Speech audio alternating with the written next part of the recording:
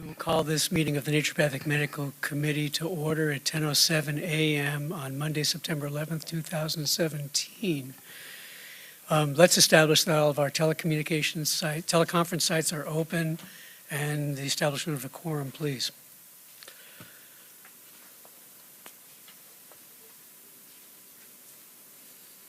Okay, I'm going to go ahead and start roll call.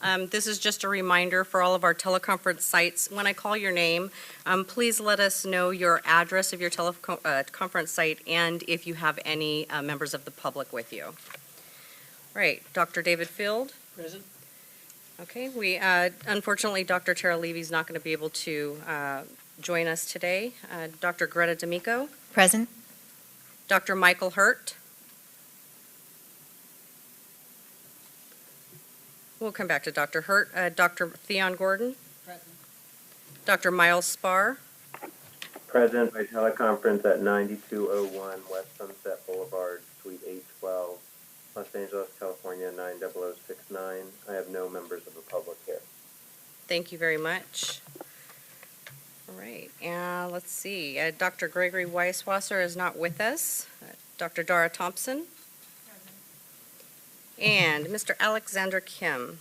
Present at 1180 South Bristol Street, Suite C, second floor in Santa Ana, California, 92704. I have no members present. Great. Thank you No so problem. much. I appreciate it. Do we have Dr. Michael Hurt with us now? Yes, I am. Yes, present. Thank you very much. Can you let us know your address and confirm if you have any members of the public with you? Yes, 5620 Wilbur, Suite 220 Tarzana, and there are no members.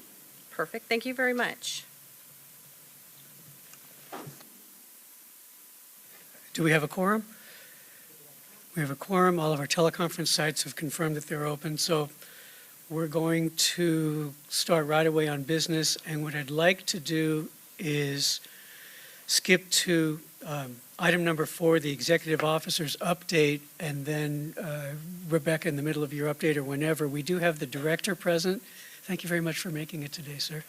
And it's an entourage over here from DCA, which I'm very flattered, honored, and thankful to see you all.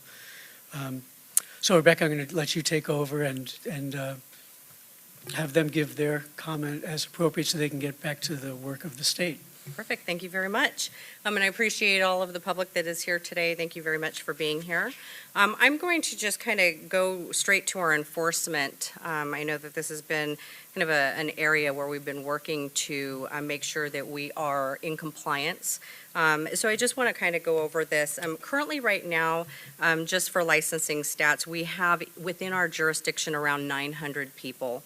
That includes 673 active licensees, 17 inactive licensees, and then of course we've got 158 lapsed licensees. Even if it's a delinquent license, we still have the jurisdiction over them. So that's just a little information on our licensing stats.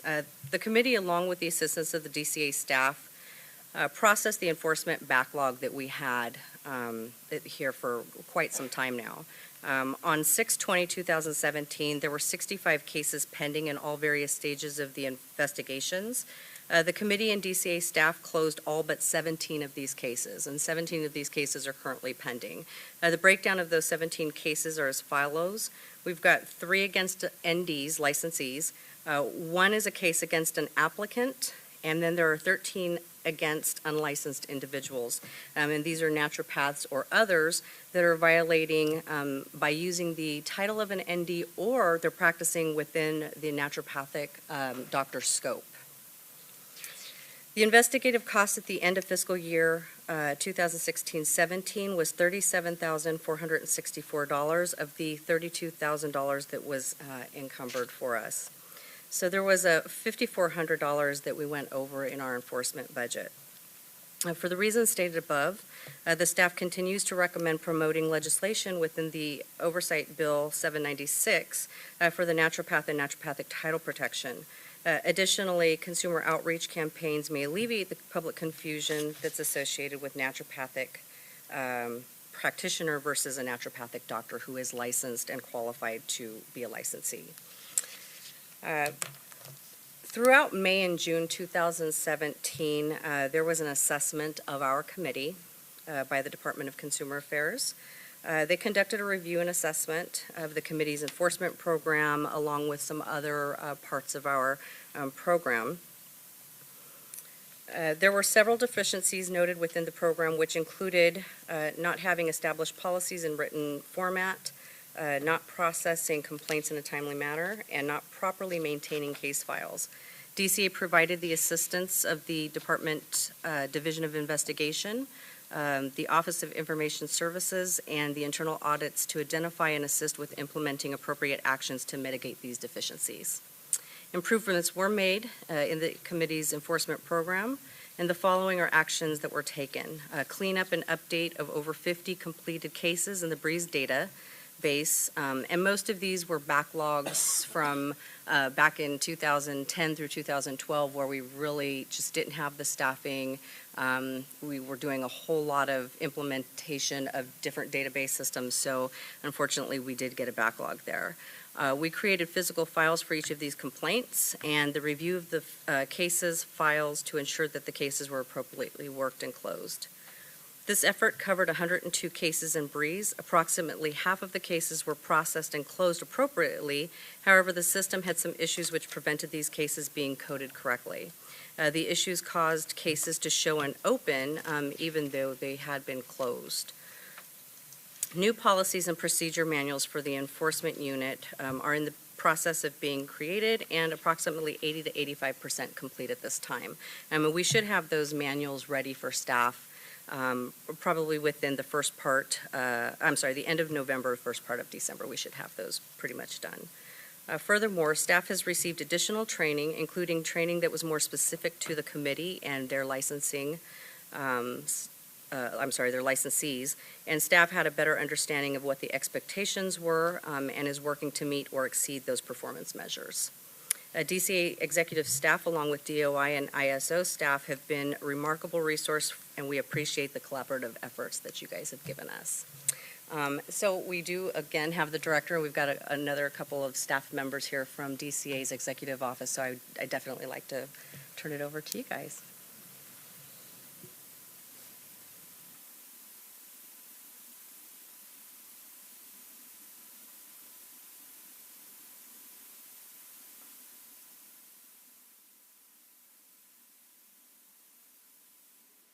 Good morning, folks. Executive Officer Mitchell, Chairman Dr. Field, pleasure to meet you in person. Committee members, again, my name is Dean Graffilo, Director for the Department of Consumer Affairs. Thank you. Sorry, Dr. Hood, I'm having a lot of trouble hearing. I'll speak closer to the mic here, and or louder. Good morning, folks. Sorry for the folks on the phone for that rough start. My name is Dean Graffilo, Director for the Department of Consumer Affairs. Thank you again for allowing me to address the committee this morning. The department is committed to having open, fruitful conversations with all its boards, bureaus, committees about how we can all improve and do our best to protect consumers. In that effort, the department has been working with the committee to assess its enforcement program, as has been noted by Executive Officer Mitchell, and we have made some recommendations for improvement. Before I turn it over to Chief of Division of Investigation, David Chris, who's going to provide some specifics on what we did and what we were recommending going forward, I'd be remiss if I didn't mention that, granted it's been just shy of my 6th month being the director of the department, I'm going to take every opportunity to assist and collaborate with any entity under DCA towards advancing the respective mission of the board, bureau, committee, and obviously in conjunction with the mission of DCA. Too often, the spotlight of DCA and its boards or bureaus happens when things go awry. It's my belief that what really speaks to an organization's backbone is how it responds to the inevitable blips on the radar in terms of needs to improve, needs to address issues, needs towards advancing the mission of each organization. And so I assure you that during my time as director of DCA, hopefully it's a long and fruitful one, that I'm going to be able to be shoulder to shoulder with this committee and any other organization under DCA, again, towards advancing its mission. And with that, I will now turn it over to Mr. David Chris, Chief for Division of Investigation. Thank you.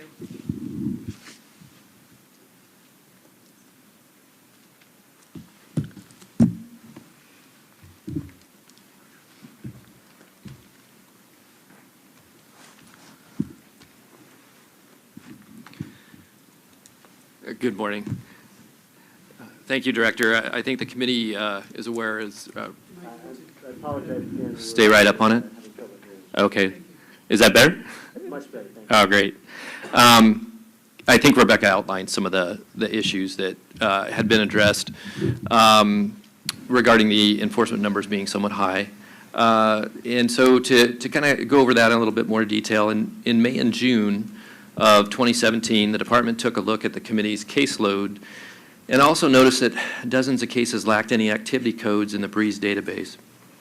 And what this might have meant was that the cases were not being worked at all by the committee. This was concerning to the department, and we reached out to committee staff to better understand what was occurring.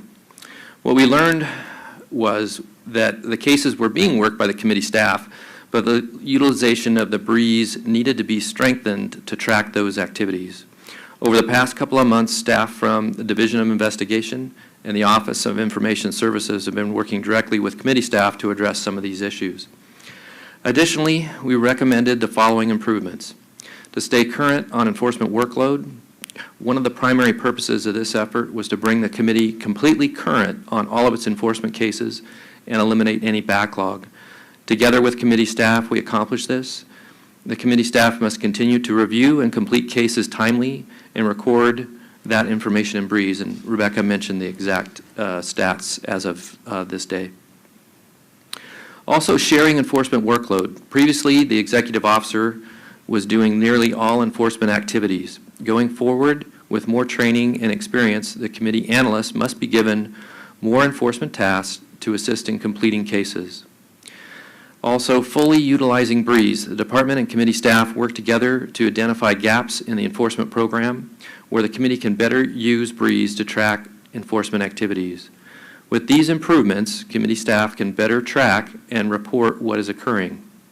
Additionally, committee staff must communicate early and often when it encounters issues with BREEZE and its business needs. Also, completing business process documentation. The committee needs to complete desk manuals and other documentation for how it conducts committee operations.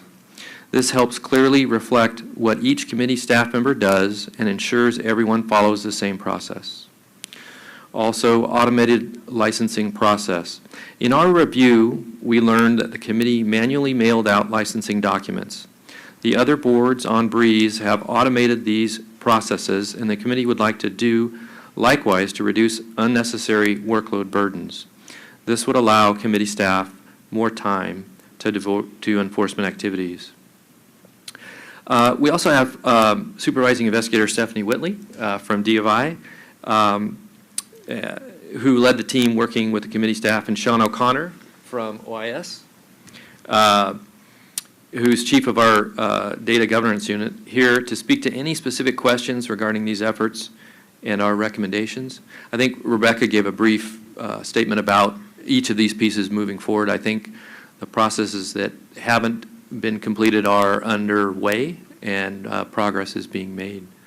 And I'd just like to open it up if there's any questions or statements. Chief, can I say something? Absolutely. So, good morning, Dr. Fields, members of the committee. As our director.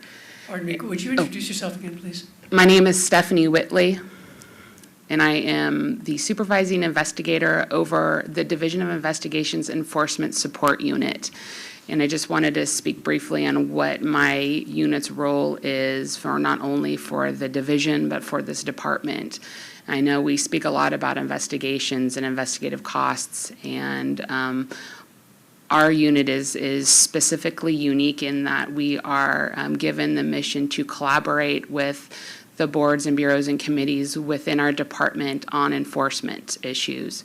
And that's a non-traditional Division of Investigation role. So these are specific things like we came and worked with your staff that we are tasked to do. And we appreciate the relationship and the accomplishments that have taken place, and not only with your committee, but other boards and bureaus within our department. So this is a unique role, but we are definitely here to assist. So our collaboration with your committee staff has strengthened that, and I definitely has developed a clearer path, because we understand the constraints of budgets, and so sometimes on our smaller entities with under DCA, that is a concern. So sometimes they're hesitant to reach out for cost savings purposes, but we definitely have built that relationship with your staff that we are here to help and assist.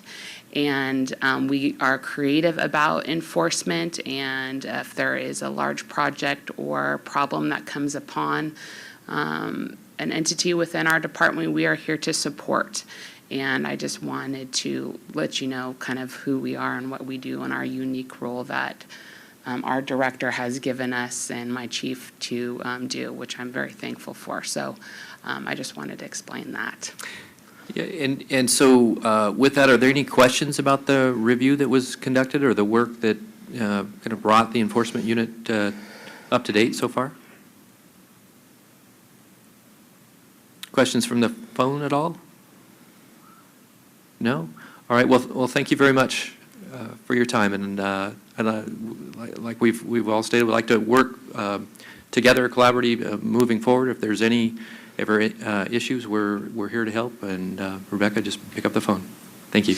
I will definitely do that. Thank you, guys. Thank you so It's been very much. helpful. Before you all adjourn, I just wanted to comment on Mr. Grafilo. We greatly appreciate the obvious culture that you've brought to the department in terms of collaboration, and the recent meetings that we've had on the phone have been very fruitful, and I'm glad to see our committee being nurtured into a direction of complete compliance with expectation and meeting and exceeding all the expectations that the department and the state, the governor, have for us to continue our work to protect the public safety of the citizens of California.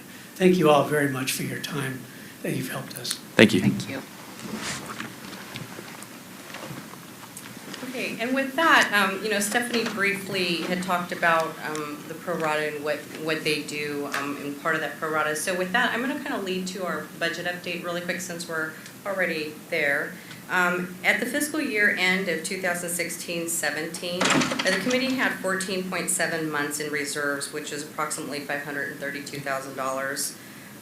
We've included a fund condition and a budget report attached to your meeting materials. It's also posted online for those that are following along. It's anticipated that the budget for the current 2017-18 year will be around $433,000. Planned receipts for the fiscal year 16-17 revenues was around $230,000.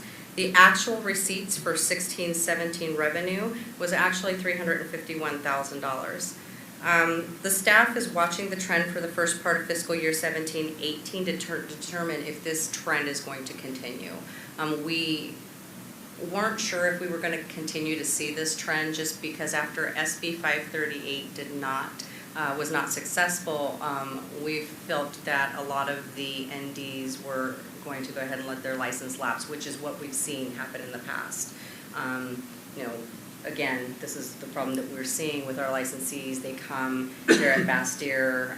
California is a great place to live, and so what they do is they license, they're energetic, they want to go out and work here in California, and then they look to what they're allowed to do here versus what they're allowed to do in some of our neighboring states. So because there's such a restrictive scope here, a lot of the ND licensees let their license lapse and they go on to Oregon or one of our neighboring states where they actually have a full scope. So that's an issue that we've noticed, and we have been trying to determine the best solution for this. We definitely want to make sure that our citizens here in California have the same type of naturopathic treatments and medical care that our neighboring states have. So we're going to definitely continue to look into these factors when we look at our legislation that we're wanting to present. So with that, the Naturopathic Medicine Fund is better than expected at this time because of the higher revenue that was collected during 2016-17. It's anticipated that 17-18 may show the similar revenue, and if this holds true, then the insolvency date that was looked at around 1920 may get pushed out a little bit more. So we have a little bit more time to work on our fee structure. You mean 2020? I'm sorry, 2020. Yes. The budget highlights, the funds remain unbalanced due to the increased pro rata. This includes increased Division of Investigation costs associated with enforcement. The committees started discussions of raising fees or implementing fees for services currently being provided at no charge. For example, out-of-state license verifications with other programs charge $25, and we're still doing this for free, and we do quite a bit of these. So these are the type of things that we're looking at doing. Senator Hill has agreed to author a fee ceiling increase bill during the next session for us. We will need to start a fee increase regulation package to raise the fees. Statute won't allow us to raise them. They're just going to raise the ceiling. Our regulations show what our fee schedule is currently. So we'll have to do kind of both of those simultaneously. In addition, the fictitious name program, as we discussed, will also assist in balancing out the current fund condition. The committee needs to start preparing for the move or a build out of office space. We have ran out of room. Osteopathic Medical Board wants to bring on new staff if they're trying to enlarge their current staff sizes, and we actually have no more room. We have no more storage facility space or anything, so we're taking a look right now at doing the most cost-saving choice, and that option would be to build out our current space and give staff smaller cubicles, add a couple more cubicles, and just kind of give more space for that. So I will go ahead and let Mark come up so that he can give kind of the information about what we're going to be doing with the move and budget, if you guys have any questions.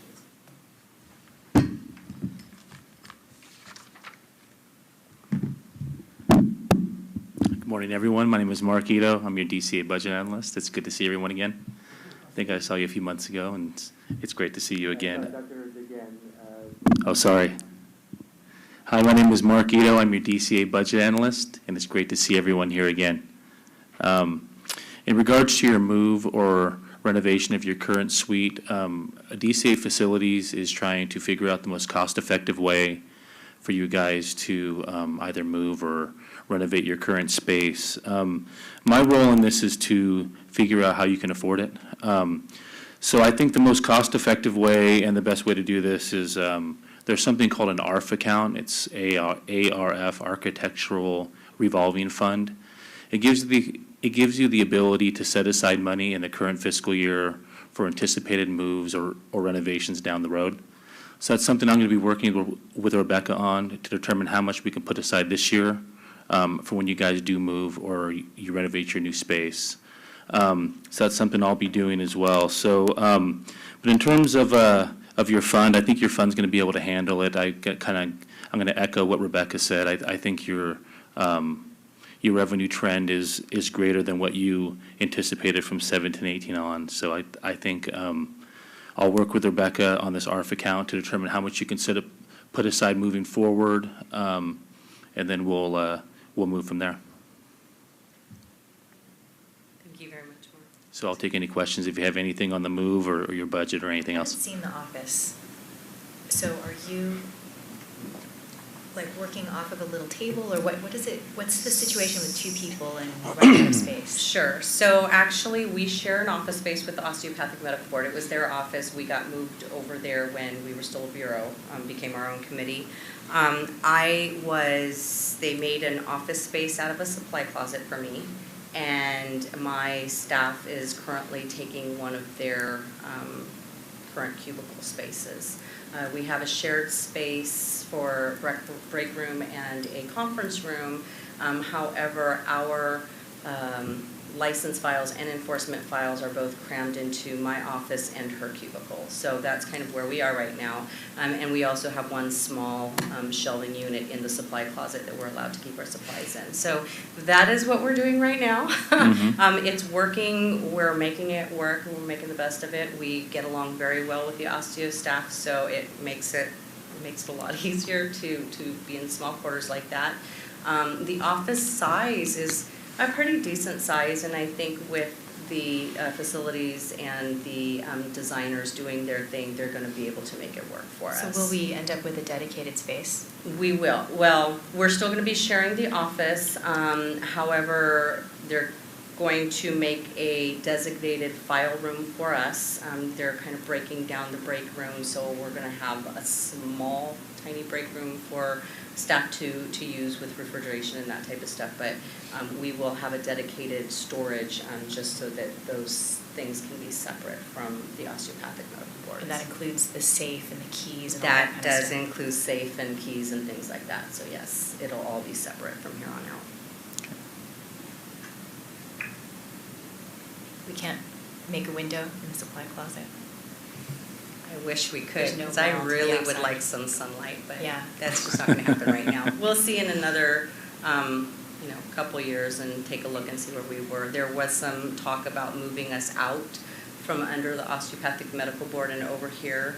If it comes down to that, we may be looking at talking about going from a committee to a board. If we're not going to be housed within them, all we are is housed under them by name anyway.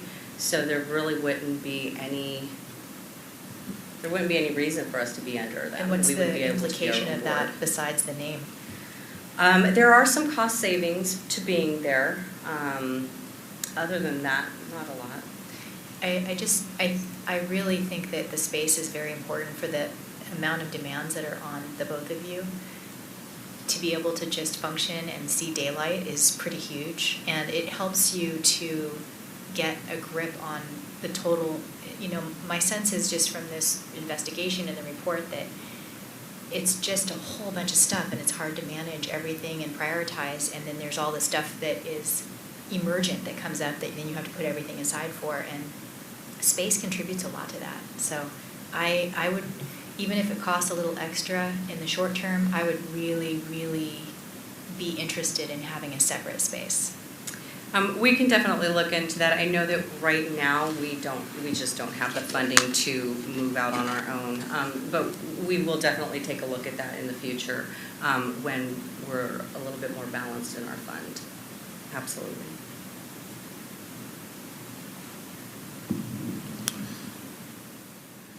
Okay, so in closing, just on your two forms you have on page 24 and 25, I know Rebecca kind of went over it a little bit, but on page 25 for your expenditures, what we're looking for at the end of the year, because this is kind of a year-end closing document at this point. This is what you spent for the entire fiscal year, 2016-2017 fiscal year.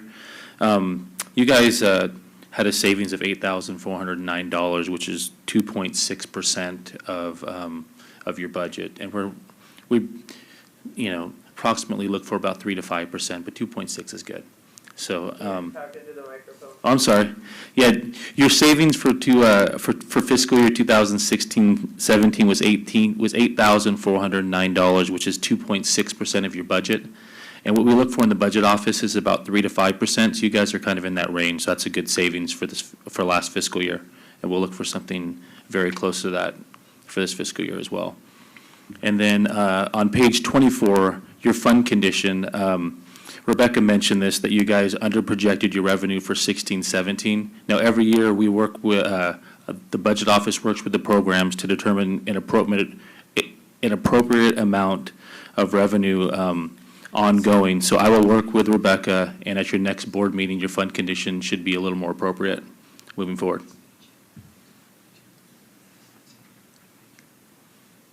So if you have any more questions, I'll take them at this point.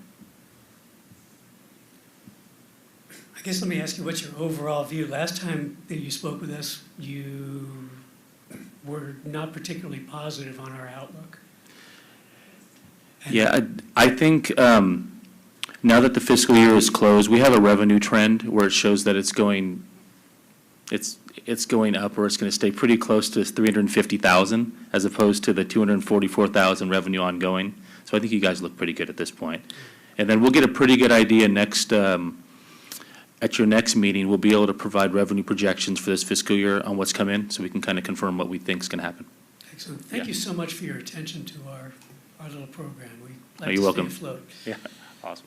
Can I ask a quick question about out-of-state license verification? Is that when, like, if there's a pharmacy that gets a prescription in Florida, they want to call and make sure? No. I'm sorry, no. So out-of-state license verifications usually occur when one of our licensees decides not to stay here in lovely California and is applying for licensure in another state. What happens is the state board that they are going to needs us to verify a certified copy of a verification of what their status is here in California, whether they have any disciplinary actions, how they were licensed, if they took an exam, when they passed those exams, that type of thing. That's what we do. So we have to verify that and then certify it and send it off And if to we them. charge, then it would be the other state that would pay the money? No, generally it is the licensee that pays the money. So just like they do to other states, I know that when we send verification letters, a lot of times we'll actually see the letter that they sent to the other state, which shows anywhere between $15 and $30. Sorry. Okay. And then I had one other question on the licensing population by type. Sure. The delinquent, are we assuming that some of them will actually not renew, that they're delinquent because they're not planning to renew? That is correct. Generally, there's only maybe 10 of those that are delinquent just because they haven't paid within their expiration time. They've got another 30 days before a delinquency fee gets tacked on to their license, and they'll usually try to get it in within those 30 days so that they're not paying an additional licensing fee, the delinquent fee. So then canceled are people that applied and then said, forget it? Yes. And then withdrawn are people, what does that mean? Withdrawn is this, well, I'm sorry. So canceled is after a certain amount of time within that delinquent status, it becomes a canceled license. After 3 years, they can no longer reestablish that license. They have to go through the whole application process again, get a brand new license number, and they can no longer use their old prior license number. And then withdrawn? Withdrawn is those people that said, forget it, you guys have... So they didn't complete the process? They did not complete the process, yes.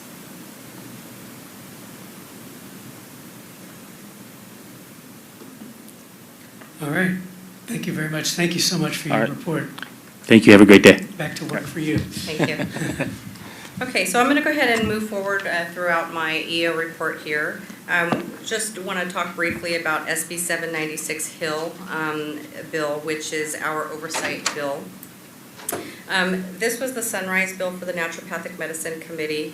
The bill was extended, this bill will extend the sunset date to January 1st, 2022. Unfortunately, the title protection language of the bill was removed due to opposition and the lack of the data that the legislature was wanting to see at the time. We've talked back and forth with the Assembly, and they want to see us track and log data of unlicensed activity, including consumer harm. And at the end of the 12-month period, we're going to go back, we'll have some discussions with the Assembly, and at that point, we'll talk whether we are going to go ahead and put another title protection language bill in the works. And they said at that point they would feel much more comfortable if we had those numbers for them. The Medical Board of California is in support of our bill at the time, and this bill is set to have a third reading on the Assembly floor this afternoon. Clarification of advertising laws. This was asked to be placed on our agenda. We've got several calls every day. We get a lot of emails about licensees that just don't understand what their advertising laws are and what they are allowed and prohibited to do under these general provisions.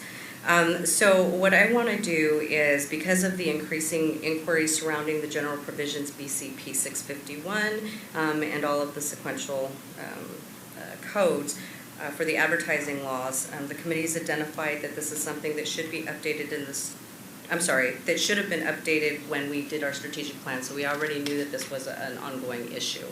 The committee should get suggestions from our legal counsel on the most appropriate ways to answer some of these technical questions and provide an appropriate guidance for licensees. So if I can interject, this is Sabina Knight, legal counsel. And Rebecca and I have been kind of talking about this a little bit, the best approach. Right now, we need to focus the approach. It's very vague, very broad right now. And what I talked with her about is gathering up our legal opinions on the subject that we keep internally at Legal Affairs. And then reviewing maybe how some other practice acts have addressed this, especially with group bond and living social and everything else out there. And then kind of coming back to the committee with some ideas on more specific language for regulations in the future. Right, well, despite regulations or not, these it is in the code, 651 and on. Absolutely. So I would like to see that information distributed to licensees in some manner, Rebecca, Right. so that there isn't, I mean, whatever you develop. And maybe it's a frequently asked questions for the website or something with it, something we can add to the website so it's accessible for consumers as well. Sure. I can definitely put a link to the 651 codes, which is the general BMP.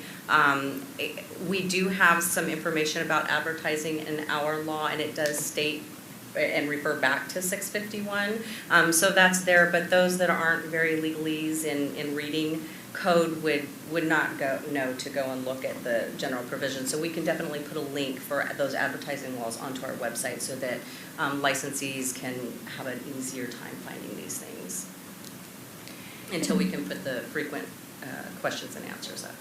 And so are we talking about just providing that link to our licensees or actually putting out a document that clarifies so that they can have a better understanding?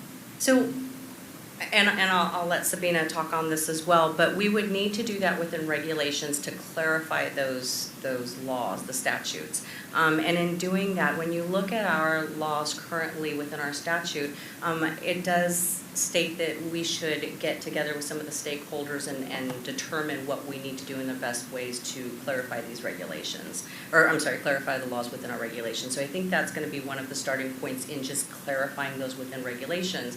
However, like Sabina was saying, we can definitely work offline with the staff, come up with some frequently asked questions, get that link on here so that at least for now the licensees have somewhere to go and they can kind of manipulate that. Well, I'm going to, Dr. Thompson's question, I'm going to go a little farther with that.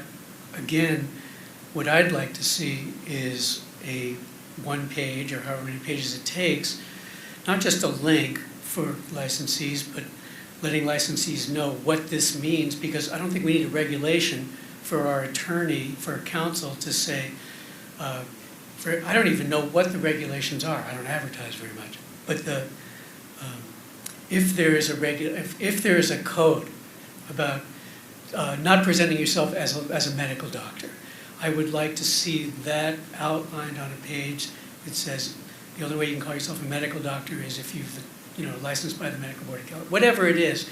The point being that we are doctors, not attorneys. And we run across this kind of thing all the time. I know you do all the time with licensees asking questions about scope and this and that. But it seems to me that with existing law, that we can make existing law available on a very user-friendly basis to our doctor population, right?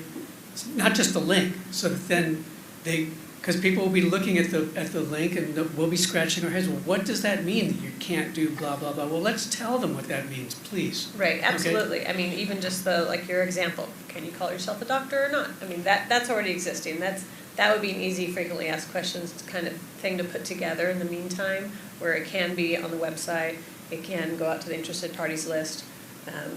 Those are easy things, and we can then include a citation to, the BMP code section that tells you those things, also, but we can have those kind of questions in the meantime. That's right. Something, because it's already existing, but it's hard to follow, it's hard to find as a Well, exactly, layperson. that's the point. That's Right. why I would like to have the licensees have this available so that in order also to reduce our enforcement costs so that they know, oh, I can't call myself a blah, blah, blah, so I won't. And then we don't have to go through cites and fines and getting complaints and all that. And it's not just advertising, it's a lot of other things.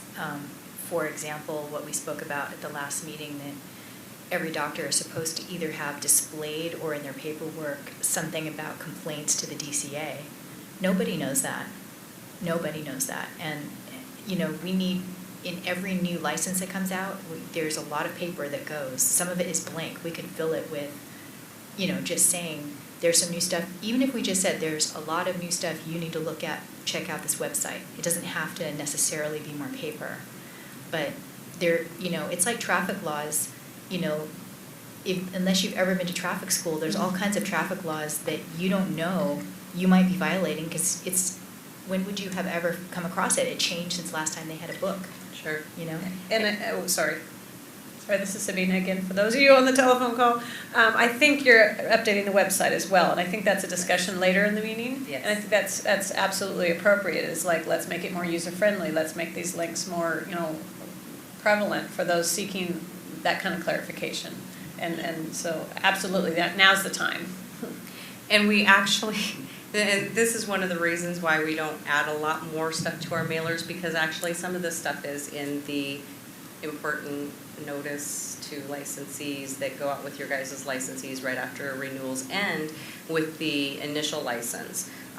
Apparently people don't read them, or else you guys would know about them. So these are things that we do send out, but a lot of people, just because it's a stuffer, they don't really look at that. They look at their renewal form and hurry up and rush to get it back to us. So I'll say on my part that having skimmed that, it looked like exactly what it was last time I renewed, the same information. I didn't see that there was anything different, so I didn't read it with, you know, a fine-tooth comb for that reason. So we might need to change the look of it if we've added new information or add some red letters or something. That's fine. Yeah, we'll go ahead and definitely look into that, making it more available. This is Dr. Thompson. I also would say that in terms of reaching our licensees and having them know what's going on, partnering with our state organization can be really powerful because they do have pretty regular email blasts, et cetera. And that doesn't reach all the licensees because not everyone's a member of the state organization, but it does have a pretty broad reach, so something to consider. That's a great idea too.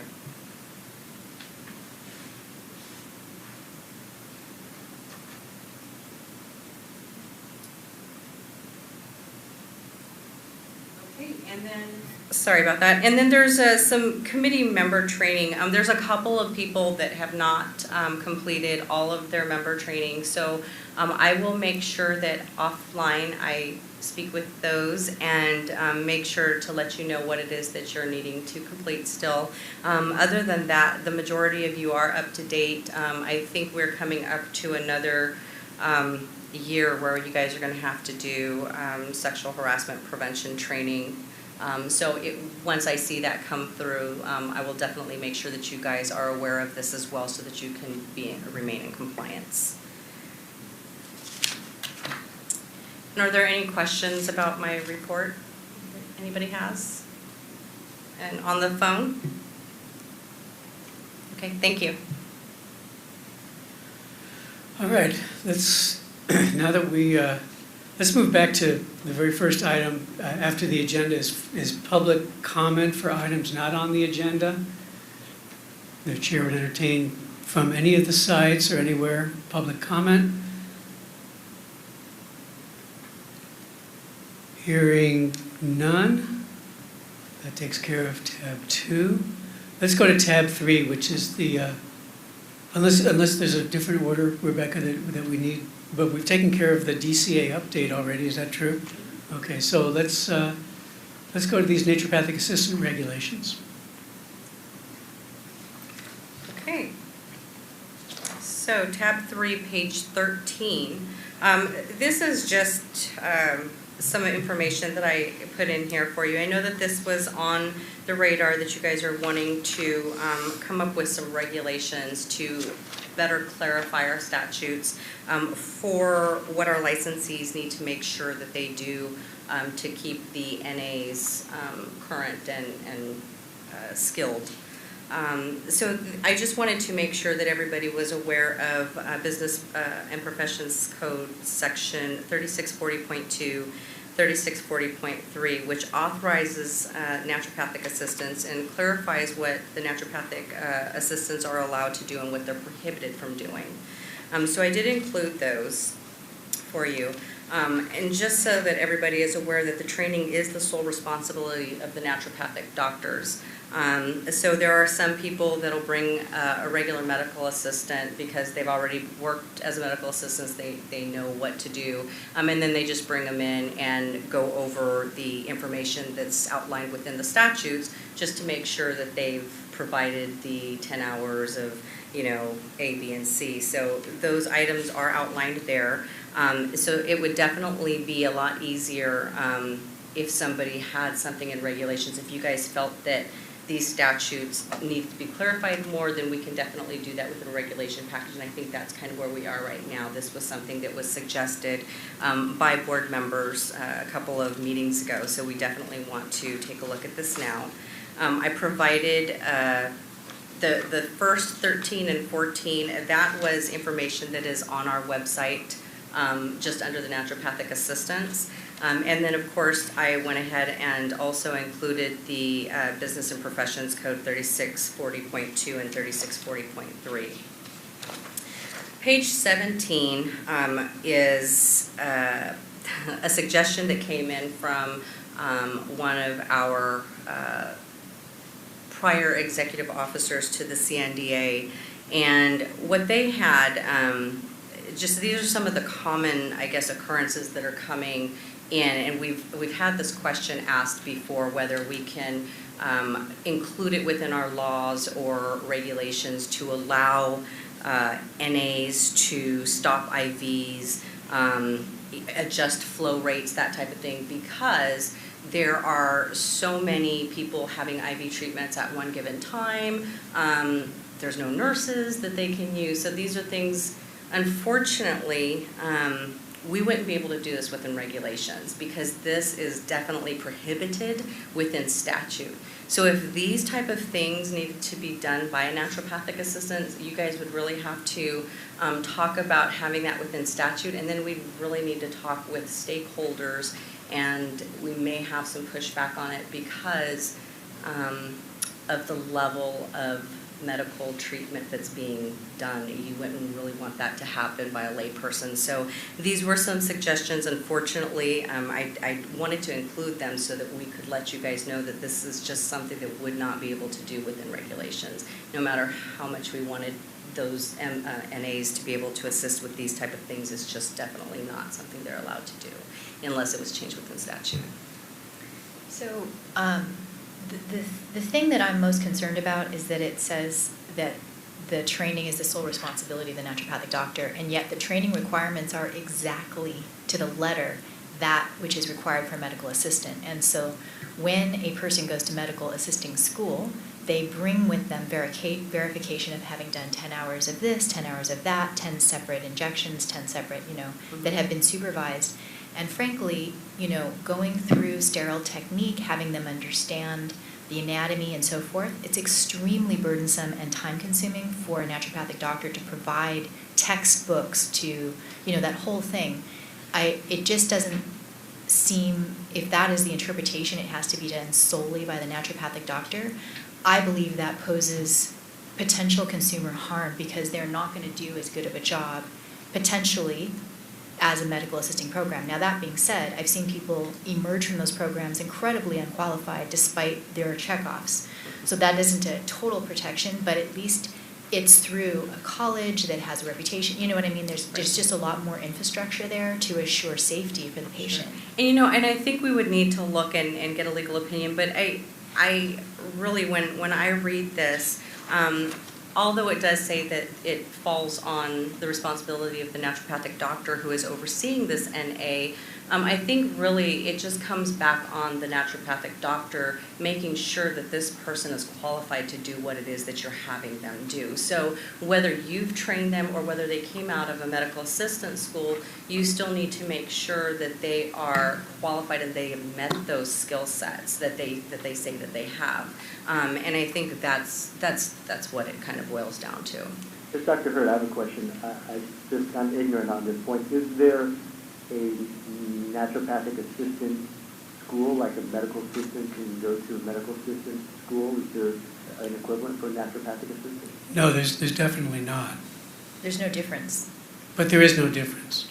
So when you guys are hiring naturopathic assistants, they are typically medical assistants who you then train for the requirements of your office? Yes. So, sorry.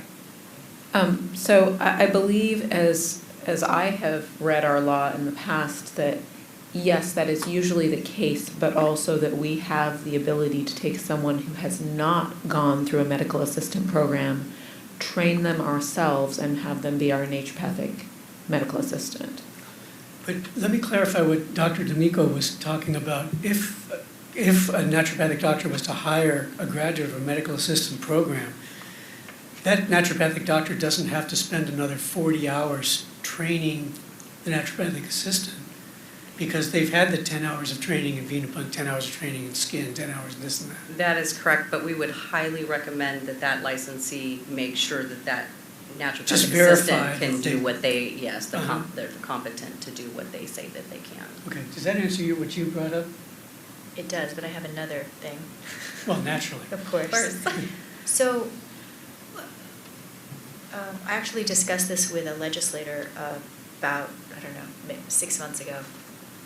And they were shocked to find that we can't even have someone technically, according to the law of our current understanding, take the weight of a patient and then record it in their chart without the doctor actually being present in the office. So there was some interpretation that in order for these services to be done, that the doctor has to be present in the office. And that was enough motivation for that particular person to say, well, we should approve this nursing thing. That shouldn't be a problem because you need a nurse to take orders from a doctor, not an office. But you can see the challenge, both in terms of patient care, consistency. You know, a doctor can't be everywhere at the same, all at once. That a person can't come in for a weigh-in or a blood pressure check without the doctor actually having to be on site. And of course, there's other things, getting a shot if the doctor had ordered or whatever. These would all be very, very useful. And so that kind of puts more weight on the nursing thing in the future. Absolutely, Greta. I absolutely agree with you. And these are things that we've seen. Just this issue has come up time and time again. The nursing board would have to open up their act in order for us to be able to give nurses orders. And I know that they don't have a problem with it. It's just at the time they didn't want to open up their act just for no good reason. And I get that because once an act is open, any change can be made. So that's not always the best bet. But we will be having some conversations with the nursing board just to kind of look and see when that time would be appropriate for them. Furthermore, you are right, a licensee ND would have to be in the office, not so much in the office where the NAA is doing their job, but just on premises. If they aren't, then the NA cannot do any of that stuff. I might actually further ask whether it serves anyone to continue to call them naturopathic medical assistants instead of just calling them medical assistants. I think it had something to do with the Medical Practice Act because they have medical assistants, and with their medical assistants, only the medical doctors are allowed to have those medical assistants. So I think that there was something when we were first doing the Naturopathic Doctors Act way back in 2004 that this was one of those things that... Is that a cleanup that could be proposed or added on to something else in the future? We can definitely take a look at the, talk to the medical board and kind of see where they are, see what their act actually says, and then, compare it to what we have and see if that's something that we may be able to do. I know that our language was pretty much taken directly from their medical. Exactly, and I think they'll see that as well, and it would just simplify things for everybody. But definitely having it within our act allows us to take action against somebody that's not doing what they're supposed to and violating that portion of the code.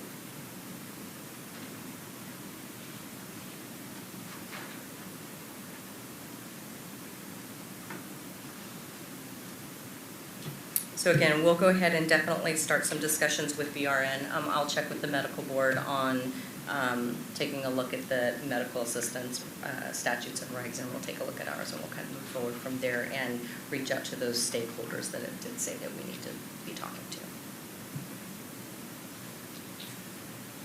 All right, any further discussion? There are no members of the public at any of the teleconference sites. We have a couple members of the public. A few diehards are still here. But any questions? Any other public comment? All right.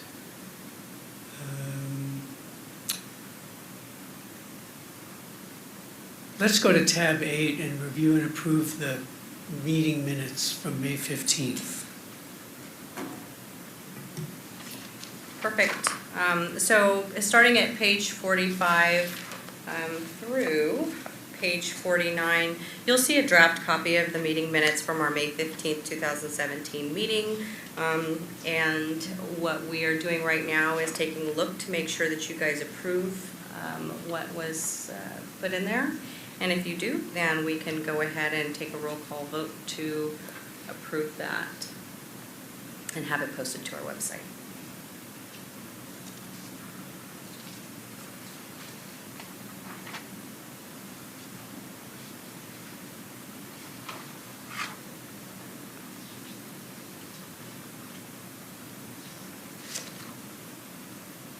Are there any additions or corrections to the meeting minutes? You know, I'm looking at Greta because she always finds the smallest. Well, she's thing already wording. made some corrections in here, so that's.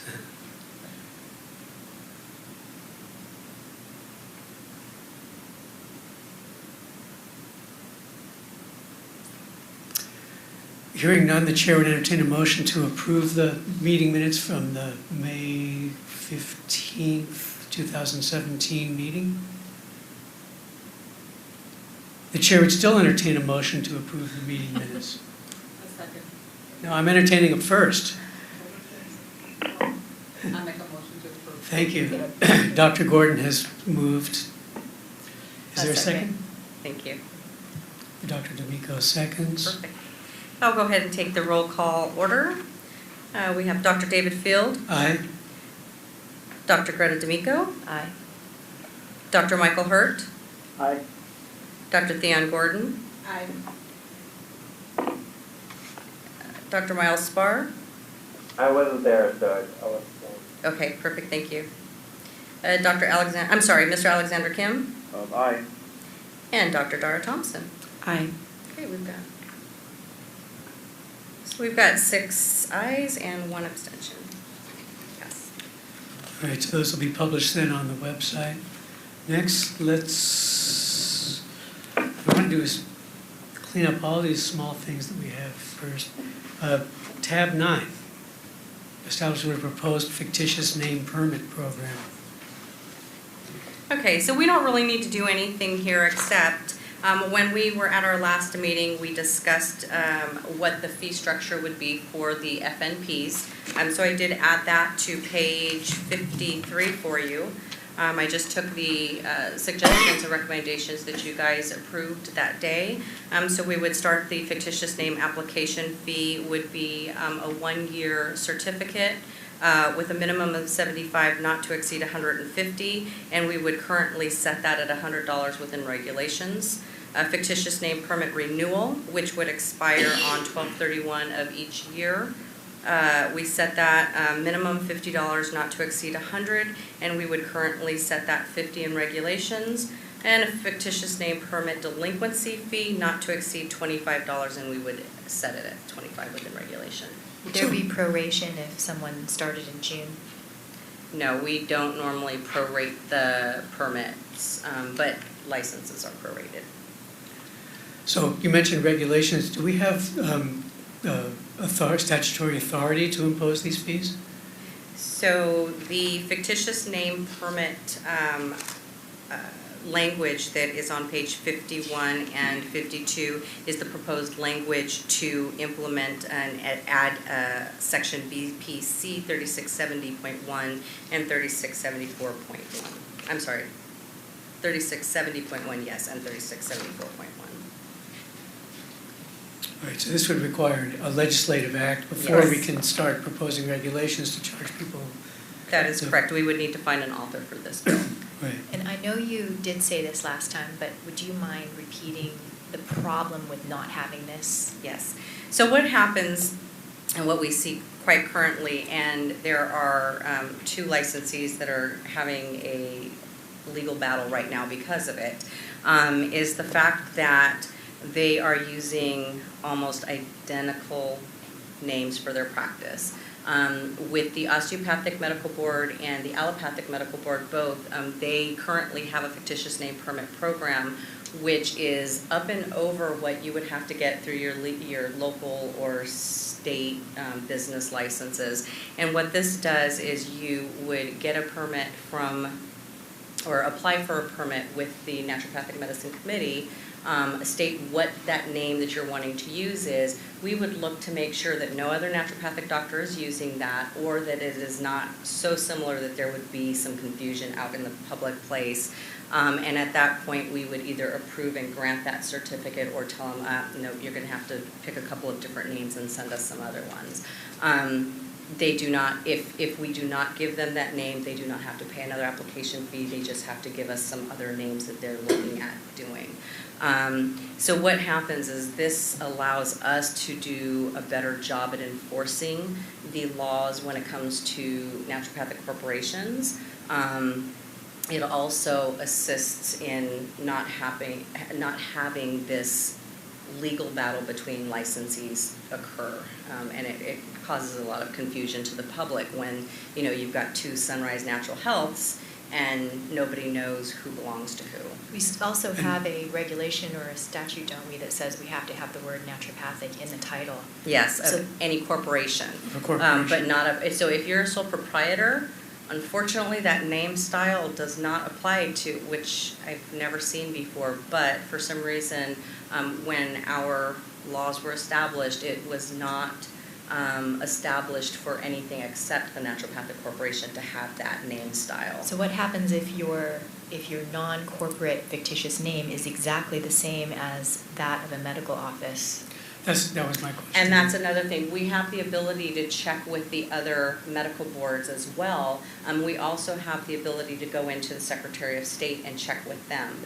So we can go and take a look and see if anybody's, not telling the truth about who the officials are. We can take a look and make sure that if it is a naturopathic corporation, that there is not a licensee that is not an ND who's holding more than 51% of the shares. It's all of these little things that we have to make sure are happening with the naturopathic corporations, which right now we have no way of knowing unless we go and take a look at the Secretary of State. We don't have any of their corporate, corporation documents. We just don't have any of this information.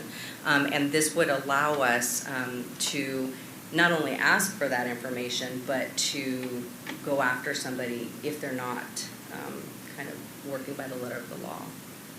I think one of the rationale you mentioned last time was that a patient may go to the Sunshine Natural Health Clinic and not remember what doctor they saw, but want to file a complaint, and this would be a way that we can track That is the absolutely clinic correct. that Yes.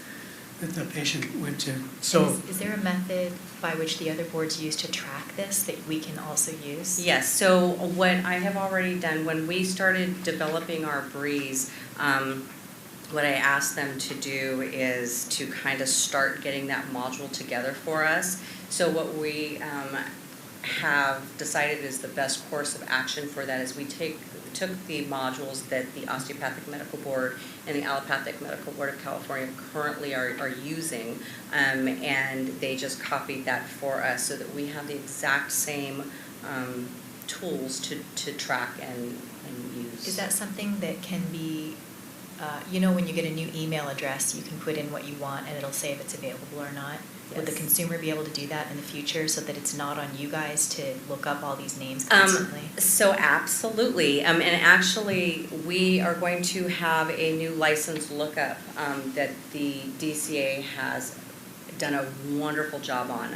It is going to allow our associations, if they need a list of who all of our licensees, current licensees are at the time, they can go in there and just say, this is what I want, print, and they will get a whole list. So we no longer have to do that for them, because before we would have to go and, mine this information and do reports and then send it to them. With the new lookup, they're going to be able to do all of this right online without even contacting the committee. It will also have that type of information where you could go and look up a name, and if it's not there, then hey, it's probably available. So at that point, they can go ahead and go online and do their application for us. Any other questions regarding the fictitious name statement situation? More items for the legislature. Sure. So did you guys want to approve that fee schedules? That is what everybody had determined and decided upon, so I just want to make sure that we are okay to move forward with this. Well, do we need to approve the language that you have written too? So you approved the language in our May 15th. Oh, okay.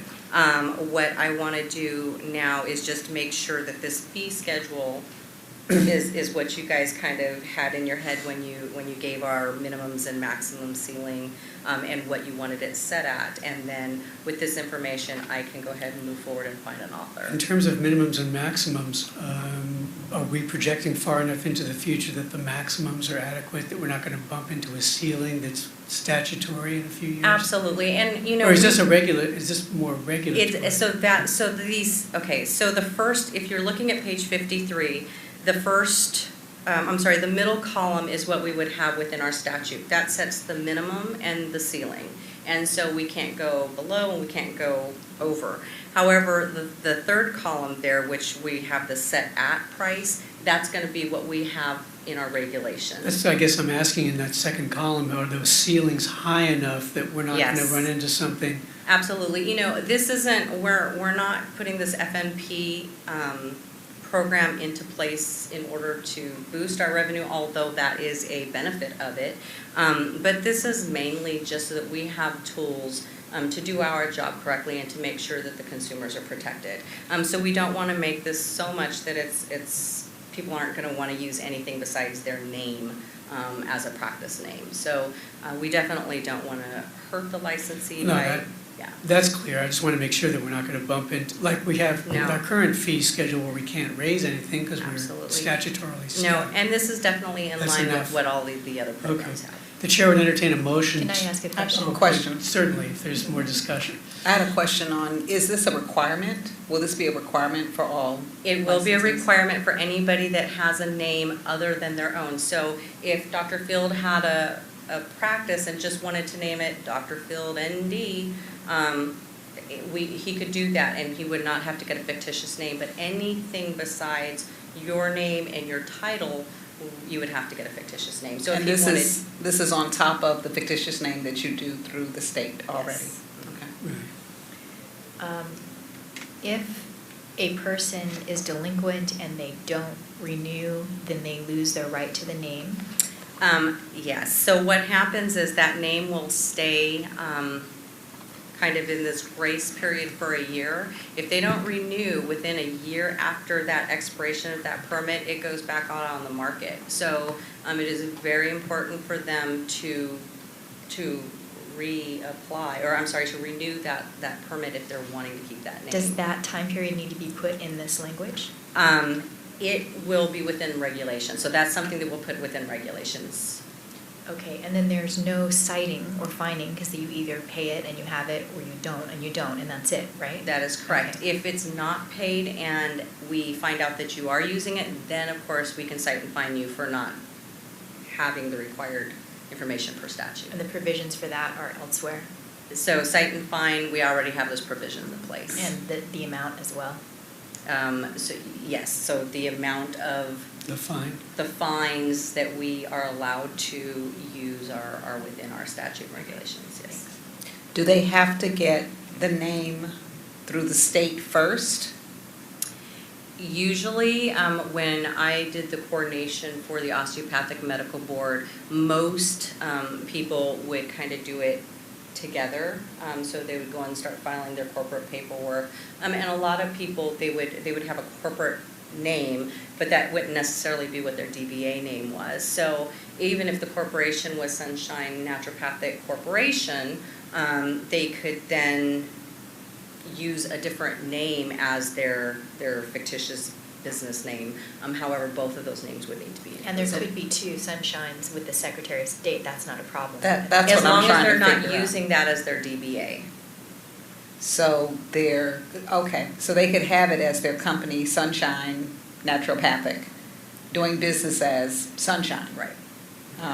As long as it doesn't say naturopathic, it wouldn't conflict with, Right. That's correct. or if you're a naturopathic, it has to say naturopathic. It has to say naturopathic if it's a corporation. Now, if you're in a partnership with somebody, unfortunately, we do not have anything right now within our statutes that has a name style for that. I would hope that the majority of the folks out there have the naturopathic in there, just so that the people that are coming to see them know exactly who they're going to see. But there's nothing right now that makes it to where that has to happen. And so if a sole proprietorship or a partnership were to have the name Sunshine Naturopathic, they actually have the name, and a naturopathic coming in cannot take that same name, right? So, yeah, As a what would DBA. happen is that if, once this fictitious name permit program goes into effect, anybody, whether it's a sole proprietor, a partnership, or a corporation, if it is something other than their name and ND, or naturopathic doctor, or whatever it is that they're using as their title, they would have to get a permit from us. So the first year of putting this into implementation, we're gonna have a huge influx of work. It's very easy, it doesn't take that long, I can do it with my eyes closed within a couple of hours. So I don't think we're gonna have an issue getting those all processed within a very timely manner. And then moving forward, once we get a licensee, not all new licensees go to work for themselves, so a lot of them will go into other practices, so they don't have to have a permit, only if it's their practice. Okay. So along those lines, I think we clarified this previously, but in group practices, the fictitious name of that practice just has to be registered with somebody. Yes. So if you're in a practice with multiple types of practitioners, as long as that fictitious name is registered with the medical board or the chiropractic board or whatever, someone who joins that practice does not have to register with us. So normally what happens with that is if you are registering with the Naturopathic Medicine Committee for a permit, 51% of that practice would have to be owned by the naturopathic doctor. If it was a partnership, 50% MD, 50% ND, it would have to go over to the medical board because they don't play that. It would have to be 51% them, or they're not going to even go for it. With us, we have to see that going off of the corporations codes, we would have to follow that and take a look at who's allowed to have, who is allowed to be an owner or an officer with an ND in a corporation, a naturopathic corporation, and they're all outlined within the Corporations Act, or corporations codes. So if you guys have 51% of that interest in that practice, then absolutely you guys would come here. If it was 51% somebody else, a different type of practitioner, then you guys would have to go to that agency or department to get it. And that would include 2 naturopaths, one being 25, the other being 30, the total of which being over 51 would still Yes, need a that's still, naturopath, just to be clear. Yeah. Any further discussion? Public comment? We need to approve that fee schedule, right?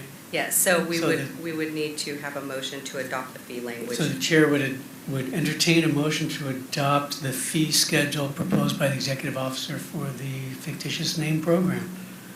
I motion to adopt. Dr. Thompson moves. Is there a second? I'll second. Greta. Thank you. Dr. D'Amico. I'm waiting for someone on the phone to say something. Yeah, that's okay. All right, I'm going to go ahead and do roll call vote. Dr. David Field? Yes? All right, Dr. Greta D'Amico? Yay. Very good. Dr. Michael Hurt? Aye. Wonderful. Dr. Theon Gordon? Yes. Thank you. Dr. Miles Spar? Yes, aye. Wonderful, thank you. Mr. Alexander Kim? Aye. Perfect. And Dr. Dara Thompson? Aye. All right, we've got 7 ayes and no other votes. Thank you very much. All right, the chair would like to check in with everybody. Can we carry on, or does anyone need a bathroom break? Ready? Okay. Break? Okay, we're gonna take, let's see, it is 11:22. We'll be back in at 11:33. We're adjourned for. All right? Okay, we're back in order.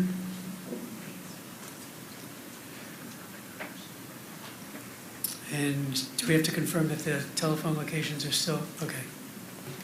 Okay, so I'm going to go ahead and call another roll call just to make sure that our teleconference sites are open. When I read your name, please let me know if you are here. And for the parties that are on teleconference sites, just let us know if you have any public members that have joined you.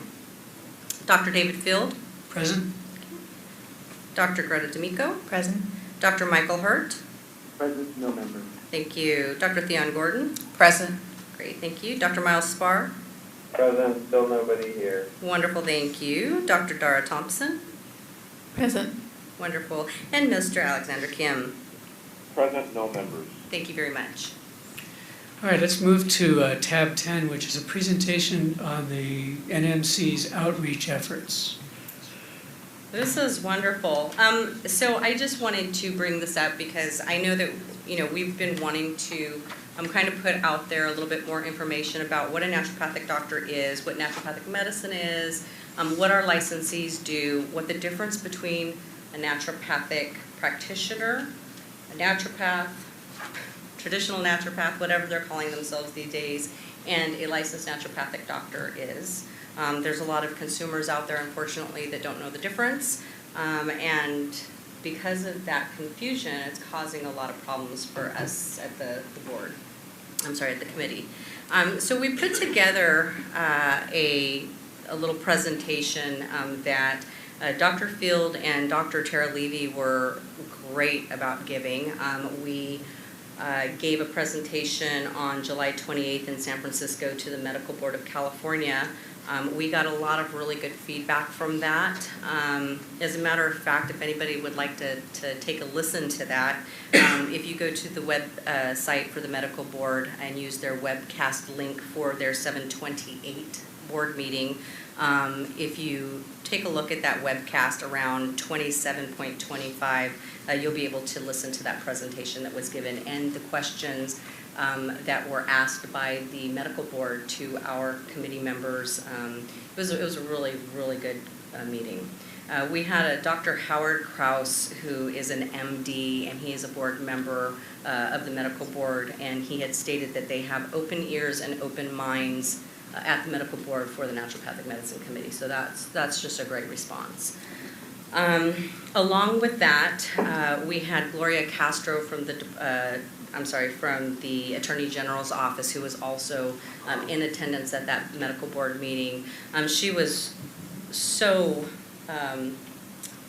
she really liked that presentation, and she has asked that the presentation be given to the AG's office so that the Attorney General's office and the DAGs that work our cases know what a naturopathic doctor does, knows what we're allowed to do, and so that they can kind of hear what's going on with the unlicensed problems that we're having and that we're facing.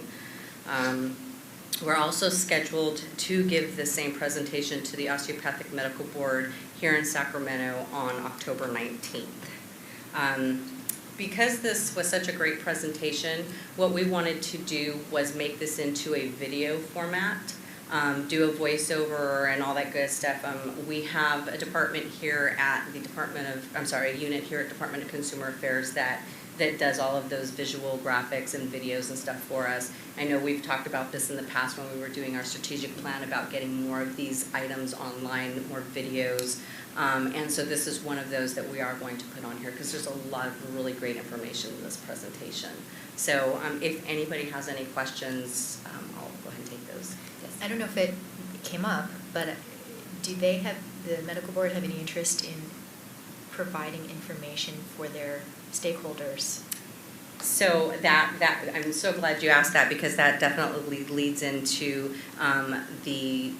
we're going to be talking about legislation that we're going to be proposing to kind of move forward here shortly. And with that, we are definitely going to be speaking with the medical board, the Osteopathic Medical Board, their associations, and just kind of start the talks so that when we do move forward with our language, it's not going to be a surprise to anybody. They're going to be giving their information and kind of their suggestions in along with it. We'll definitely open it up to the stakeholders. I think what I mean is there an opportunity, and I'm not even sure if it would be appropriate, to help MDs know when they renew their licenses who these other doctors are that are in, providing healthcare in California together to the individuals? Absolutely. So we actually have a lot of medical doctors right now that do their due diligence, and they contact our office a lot of times to find out if an ND that they're wanting to do work with is appropriately licensed.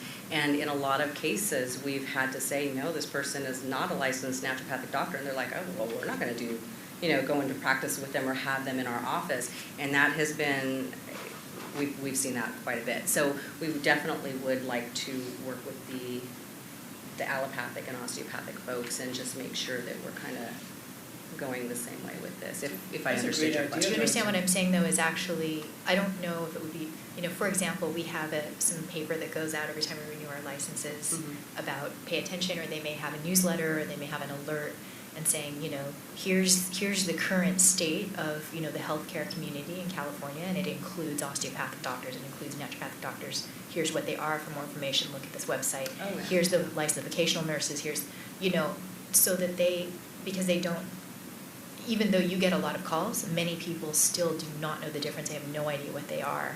Right. And to be able to reach, it's really the only body that touches all the MDs in California, and the association doesn't. Sure, absolutely. Absolutely, we can definitely start talks with the medical board and osteopathic medical board to see if they would like to make sure that there is some type of a link or some way that we can make sure that they have that information of what naturopathic doctors are, what we're allowed to do, what the scope is here, and to watch out for these other people, these unlicensed individuals that just are not allowed to practice within our scope. So, and I know that that's been an issue because we've seen it firsthand several times. Great. Are we going to present this to the osteopathic board as well? Yes, you are. Okay. You don't remember? I actually was entertaining a question from the recesses of my mind, but yes, I remember. Perfect. Great. Glad. Put it on your calendar. Which date? Oh, it's on the calendar already? Yes, it is. So we can talk offline if you guys are not available to actually give the presentation. I can probably give the presentation. You guys just answer questions, technical medical questions a lot better than I can. Thank you. You can do it? Yeah, no, it's a great, for those that weren't at that medical board meeting, which is everybody in the room except me, Rebecca put together just a great deck, a PowerPoint presentation, and it was a perfect structure for us to, it covered all the different ground about naturopathic doctors, and as feedback goes, I had a number of the board members from the medical board coming up to us afterwards, thanking us, and they had no idea that we were so well trained, and they were glad to know, and welcome to the team of healthcare in California kind of thing. So. And I think this is kind of what we've been lacking in working, and I know, our CNDA, the association, always does such a really great job at putting packets together and information of what licensees are allowed to do, what they do in other states compared to here, what our what your guys' education is, and what the skill set is for a naturopathic doctor. They also have done a really great job about letting people know that an ND is not a mid-level practitioner. They are primary care. Unfortunately, the majority of the folks out there in the healing arts programs and professions don't realize that. So we're working on a situation right now where a pharmacy is not providing different testosterone and that type of thing because they just don't get the law. So we are working with that. Every time that comes up, we definitely work with that pharmacy to make sure that they are aware of the law and that they are doing what they need to support our licensees and their patients.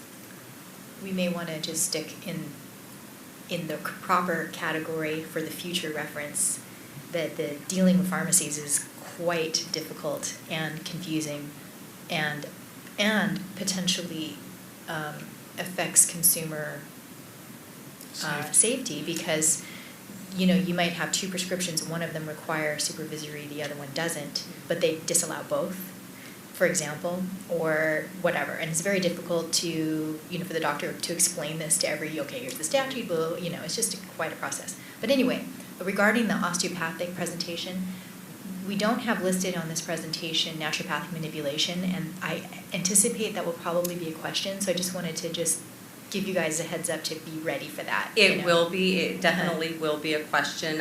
We will we'll make this a topic and we'll place that on the presentation because I know that there's a lot of questions of what's the difference between osteopathic manipulation and naturopathic manipulation.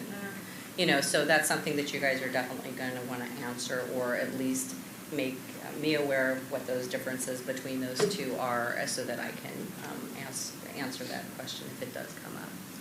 Oh, are you going to do the No, presentation? I would really rather you do it, but just in the instance that I have to, I would really like to know the difference, if there even is a difference. So we'll discuss that. She might want to add a slide.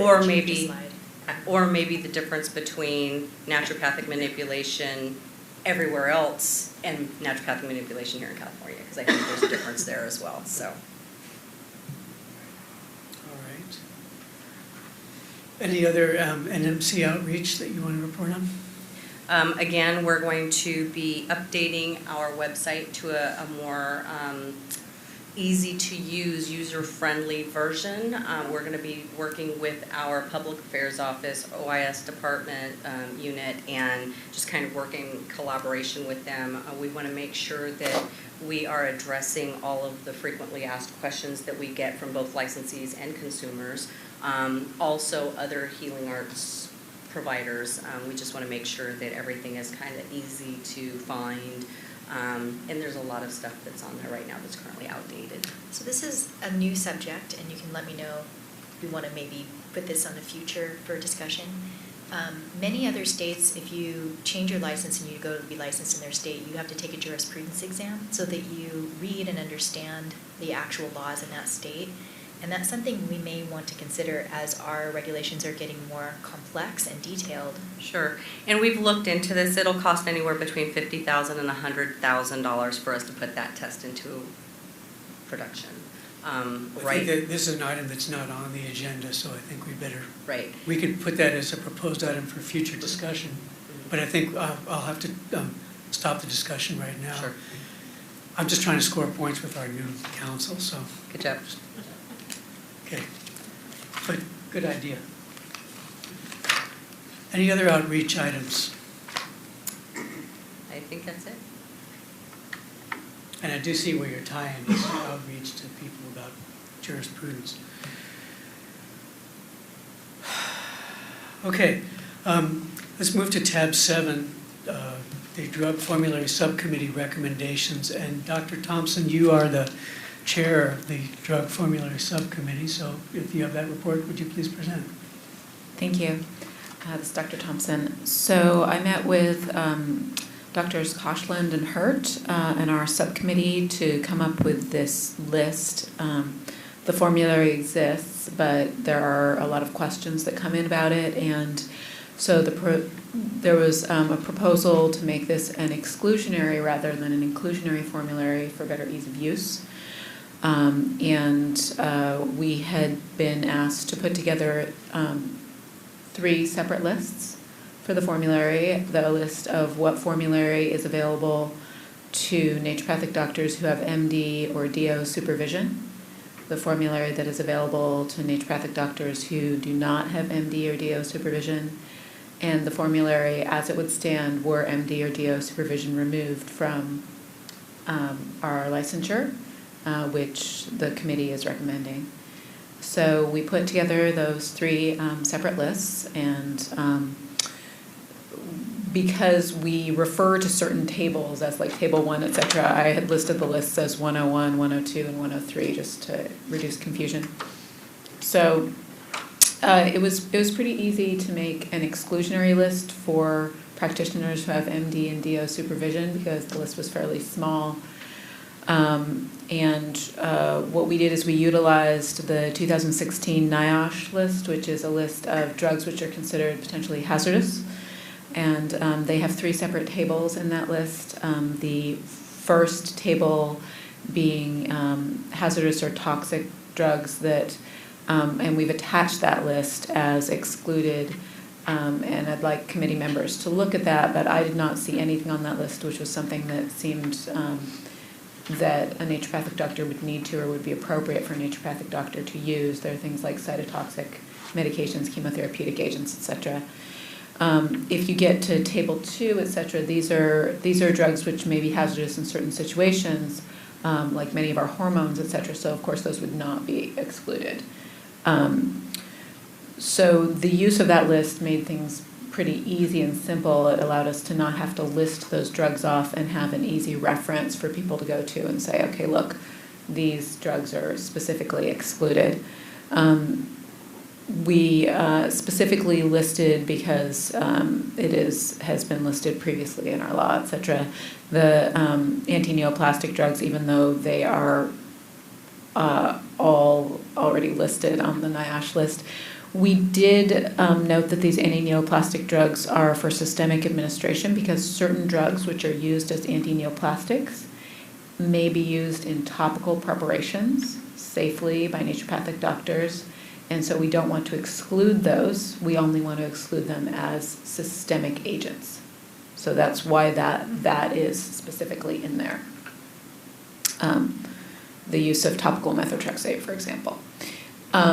General anesthetics clearly are excluded, and naturopathic doctors are excluded from Schedule 1 and Schedule 2 controlled substances currently, even with supervision.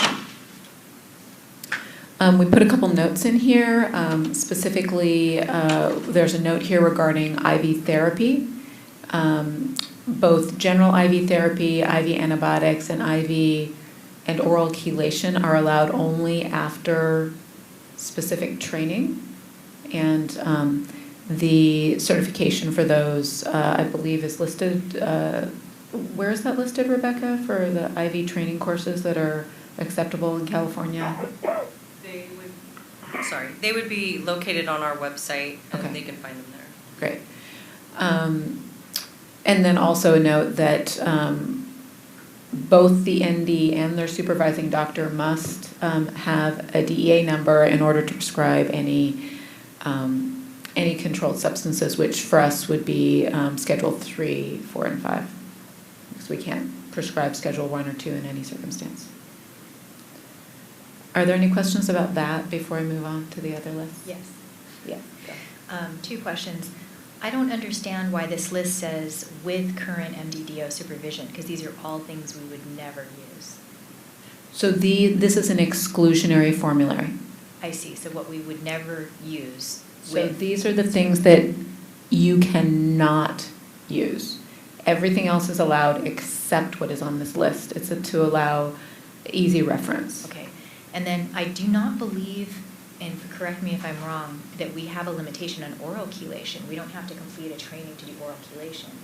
Oral chelation, uses all kinds of different substances, including cilantro, including other things. So that should probably be taken out, because we can prescribe with a MDDO supervision, a legend, DMSA for oral chelation became a prescription item in the last year or year and a half, but it isn't, it's Schedule 5. I mean, we can do that with an MDDO oversight. I mean, I'm willing to change that language if other people on the board believe that that's appropriate. I know that the only chelation that would require, at this point, that would require additional certification would be if it was IV chelation. Okay. But yeah, so the oral, I think, would be able to be taken out. Okay, so if you could modify that.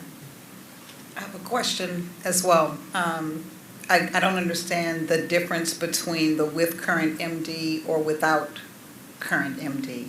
Are they all excluded, no matter what, whether you have an MD or not? So that is going to be covered in the next list.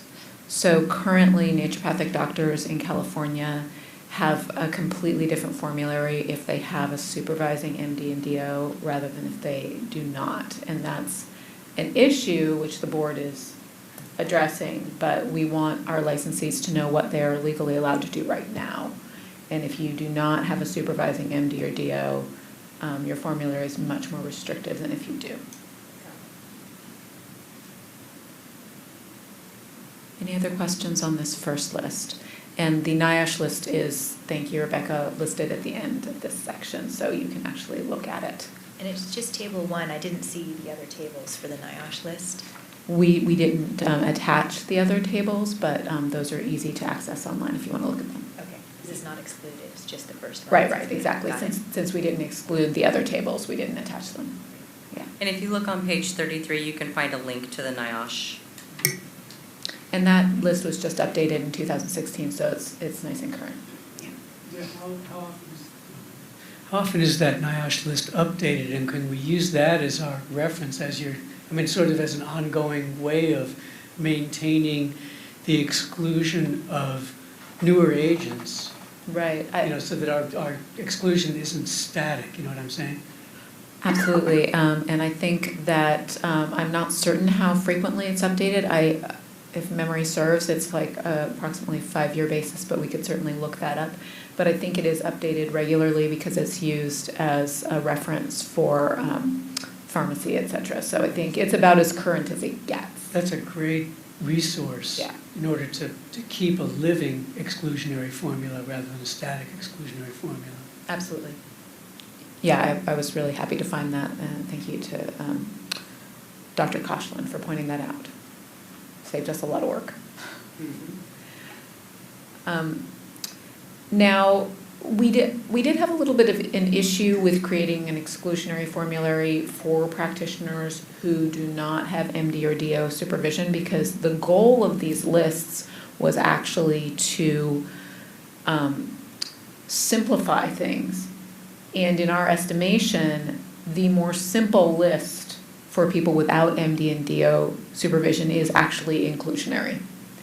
So we ended up listing it as all medications except, and basically listing an inclusionary formulary, because without MD or DO supervision, the medications that are allowed to be prescribed are quite limited, and it is a very short list.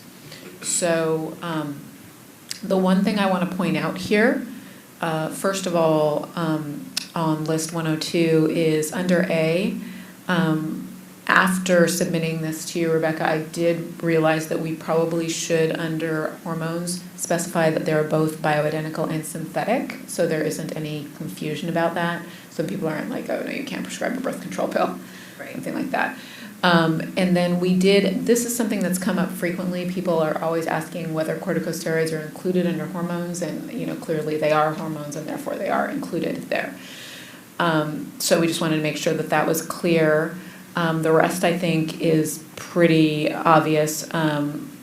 botanicals, nutraceuticals, vitamins, minerals, homeopathics, and amino acids, and the emergency use of epinephrine, diphenhydramine, and oxygen. We certainly can't be having our doctors providing IV therapy without the ability to administer those, and they really should be available in all medical settings. Can we not prescribe oxygen otherwise? Is it only in emergency cases? Oxygen is a natural substance. If it came to the board that you guys were using oxygen, we would have to have a medical consultant look at that, but I'm going to tell you that those cases generally come back with, this is a natural substance, they were using a correct route of administration, there's no violation. It's come up several times in my practice with, at end of life or people with severe breathing issues or whatever, that they need oxygen.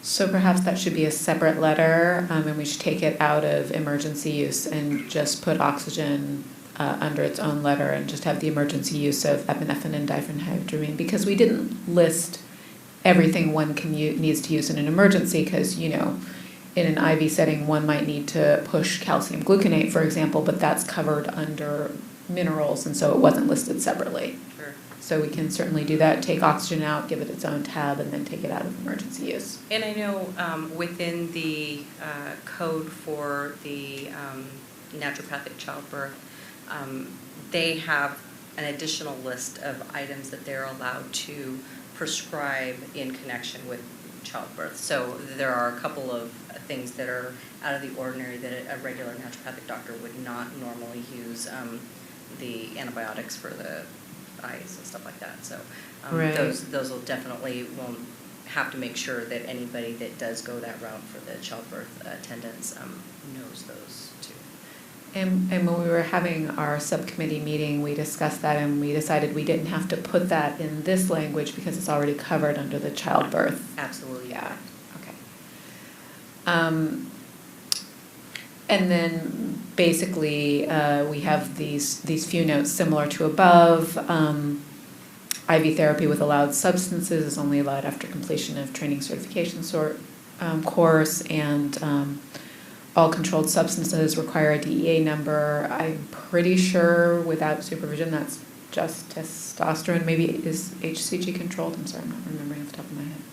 It would be any of them. So anything, any hormone, whether it's natural or synthetic, we've received a legal opinion on this a while ago, and that's why we have the notice that we have up on our website, is that if it is a hormone, whether it's a scheduled or non-scheduled, you guys have it within the authority to use it. Absolutely, but I think the only hormones that require a DEA number would be testosterone, correct? Yeah, I think that basically without MDDO supervision, the only thing you need a DEA number for is testosterone. But we just put testosterone as an example just in case we're forgetting something. Just a note along those lines, when you get MDDO supervision, since you have the potential of prescribing Schedule 3 with patient-specific protocols, you have to register for the Cures database, and to do that, you have to have a DEA number. So everybody's gonna probably get those, anyway, which is another $700 every 2 years while we're listing fees. Yeah, $700 for 2 years. Yes. 300? 3 years. Oh, 703 years. Okay, that's better, but still. But try calling in a prescription to a pharmacy without a DEA number, even if you're just calling in, something rather ordinary, uncontrolled. They don't hear you. Anyway, that's an aside. And then the final list is what the formulary would be if MDDO supervision is removed, which the board is recommending at this point. So basically, it's not a separate list. So it's basically list 101, just without MD or DO supervision required. But what we spoke about and what I think makes sense is training requirements that would be in place were that to be removed, because I think a lot of the pushback regarding independent prescription rights has to do with a concern that naturopathic doctors are not well-trained in prescription medicine. And clearly looking at the education of naturopathic doctors, that's not true. But I also think that NDs and any prescribing practitioner benefits from pharmacy-specific continuing education. So we had talked about potentially doing an initial training course and certification exam were MD-DO supervision removed, and we put just some proposals on what that would look like here. And the other thing that we spoke about that I wanted to bring to the committee and discuss is the idea of having specific numbers of hours for certain classes of medication. So right now, our pharmacy CE as naturopathic doctors is 20 hours every 2 years. But it is very non-specific as to what that pharmacy CE needs to be. And when we look at consumer protection, if that 20 hours is spent learning just about anti-aging hormones, and then that person has complete prescription rights for, a whole class of drugs, that's probably not in the best interest of anyone. And we don't want to get too nitpicky as far as, we want to make sure that we're giving requirements that there are training courses that can meet them. However, we want to be a little more specific in the CE that is required in order to protect the consumers. So,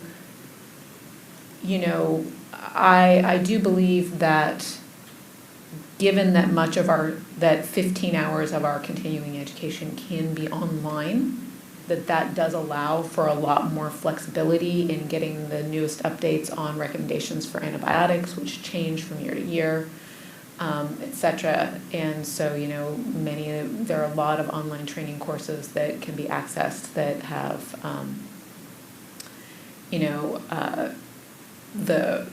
that are still qualify for our CE, et cetera. So we kind of left that a little bit open-ended here at the bottom, where we're looking at medications that we specifically want people to have training in, as far as antibiotics, anti-epileptics, antihypertensives, et cetera. That's an area that I think we should discuss in more detail, but that was something that as a committee we thought would be appropriate and also reassuring to people who oppose the removal of MD-DO supervision. Sure, and if I can chime in really quick, Dr. Thompson. Great. Those were some really great issues that you brought up, and I think that Senator Dr. Pan had proposed in the language in SB 796, it actually hits on a lot of the things that you were just talking about, the pharmaceutical, the pharmacy-based CE in general, and any of the CE that a naturopathic doctor licensee takes from this point forward. I believe the effective date would be January 1st, 2018.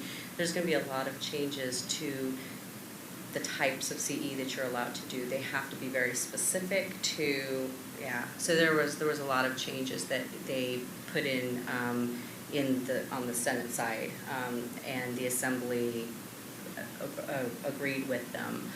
So there are some changes that these courses have to really pertain to naturopathic medicine, as well as osteopathic or allopathic medicine, and that they really needed to be evidence-based, science-based, and so there's a lot of changes to our statute for continued education.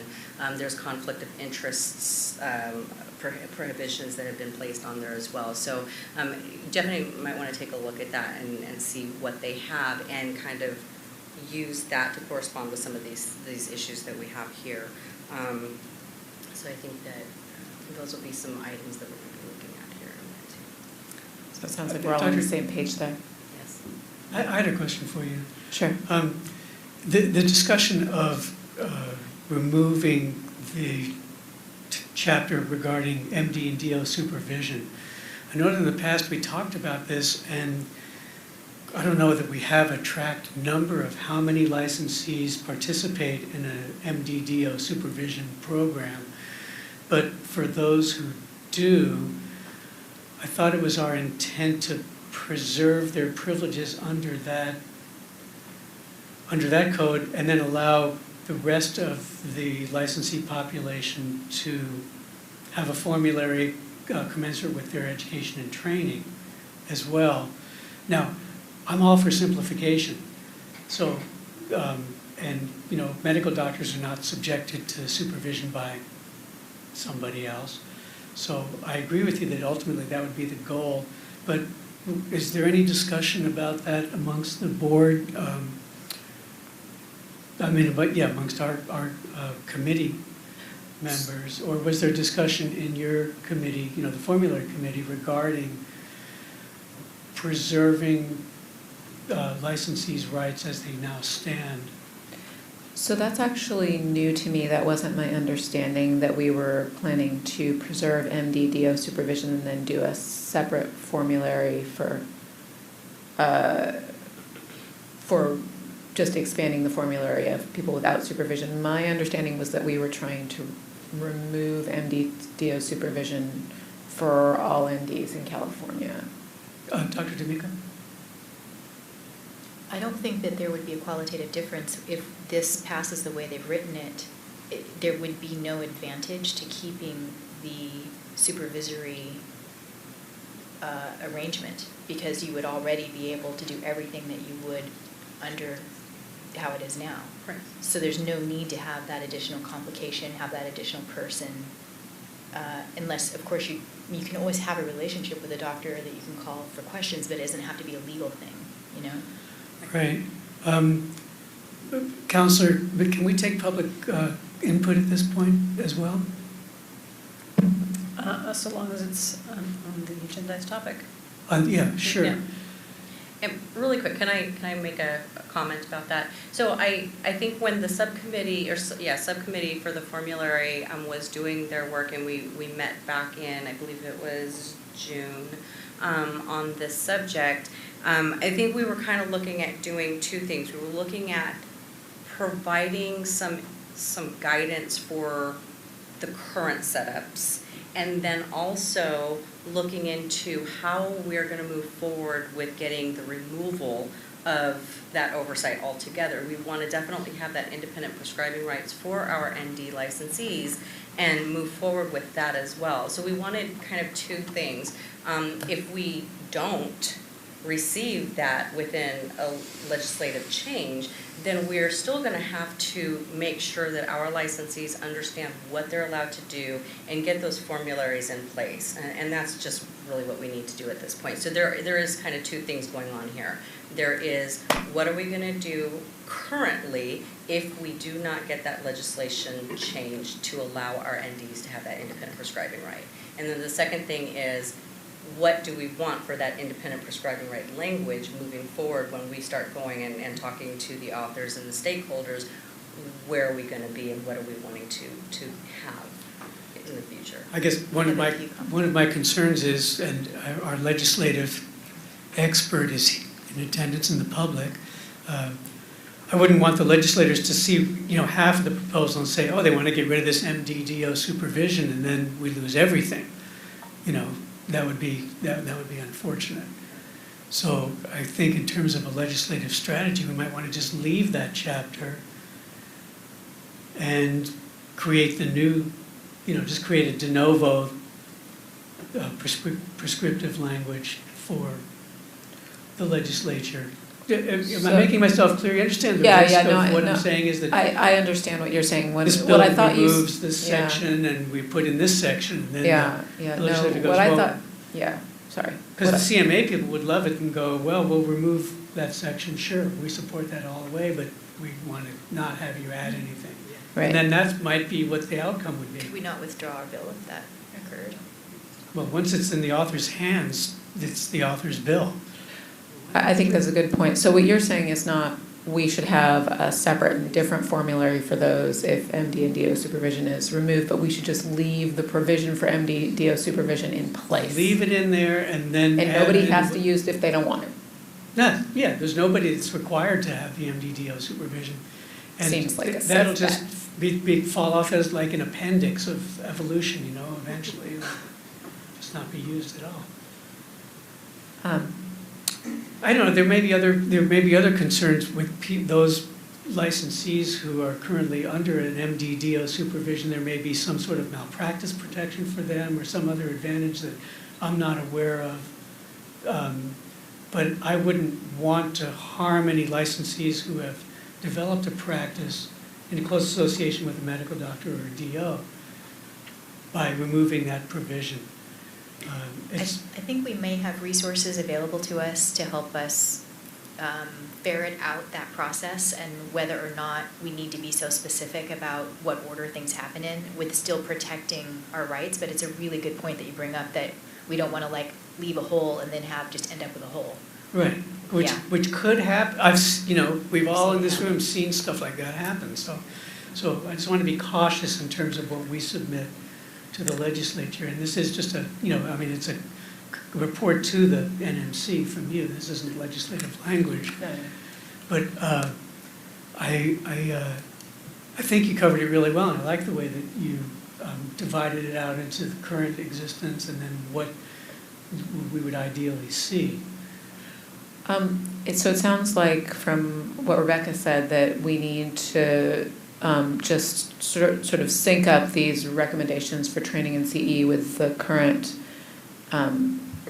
proposals, and that shouldn't be too hard to do. And Right. then I just do so that have one everything is very clear and in agreement. Exactly. So to preserve clarity, no more use of the word "et cetera" because that's just too much.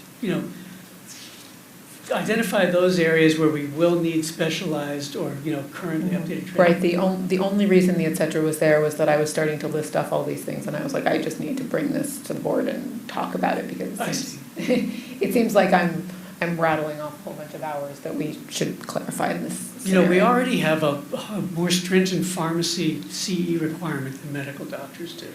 I agree, and the point of having these sort of stringent pharmacy CE was not to be in sort of competition with them, but to look at at two issues. One was, doesn't matter what they're doing, our job is consumer protection, so what do the consumers need?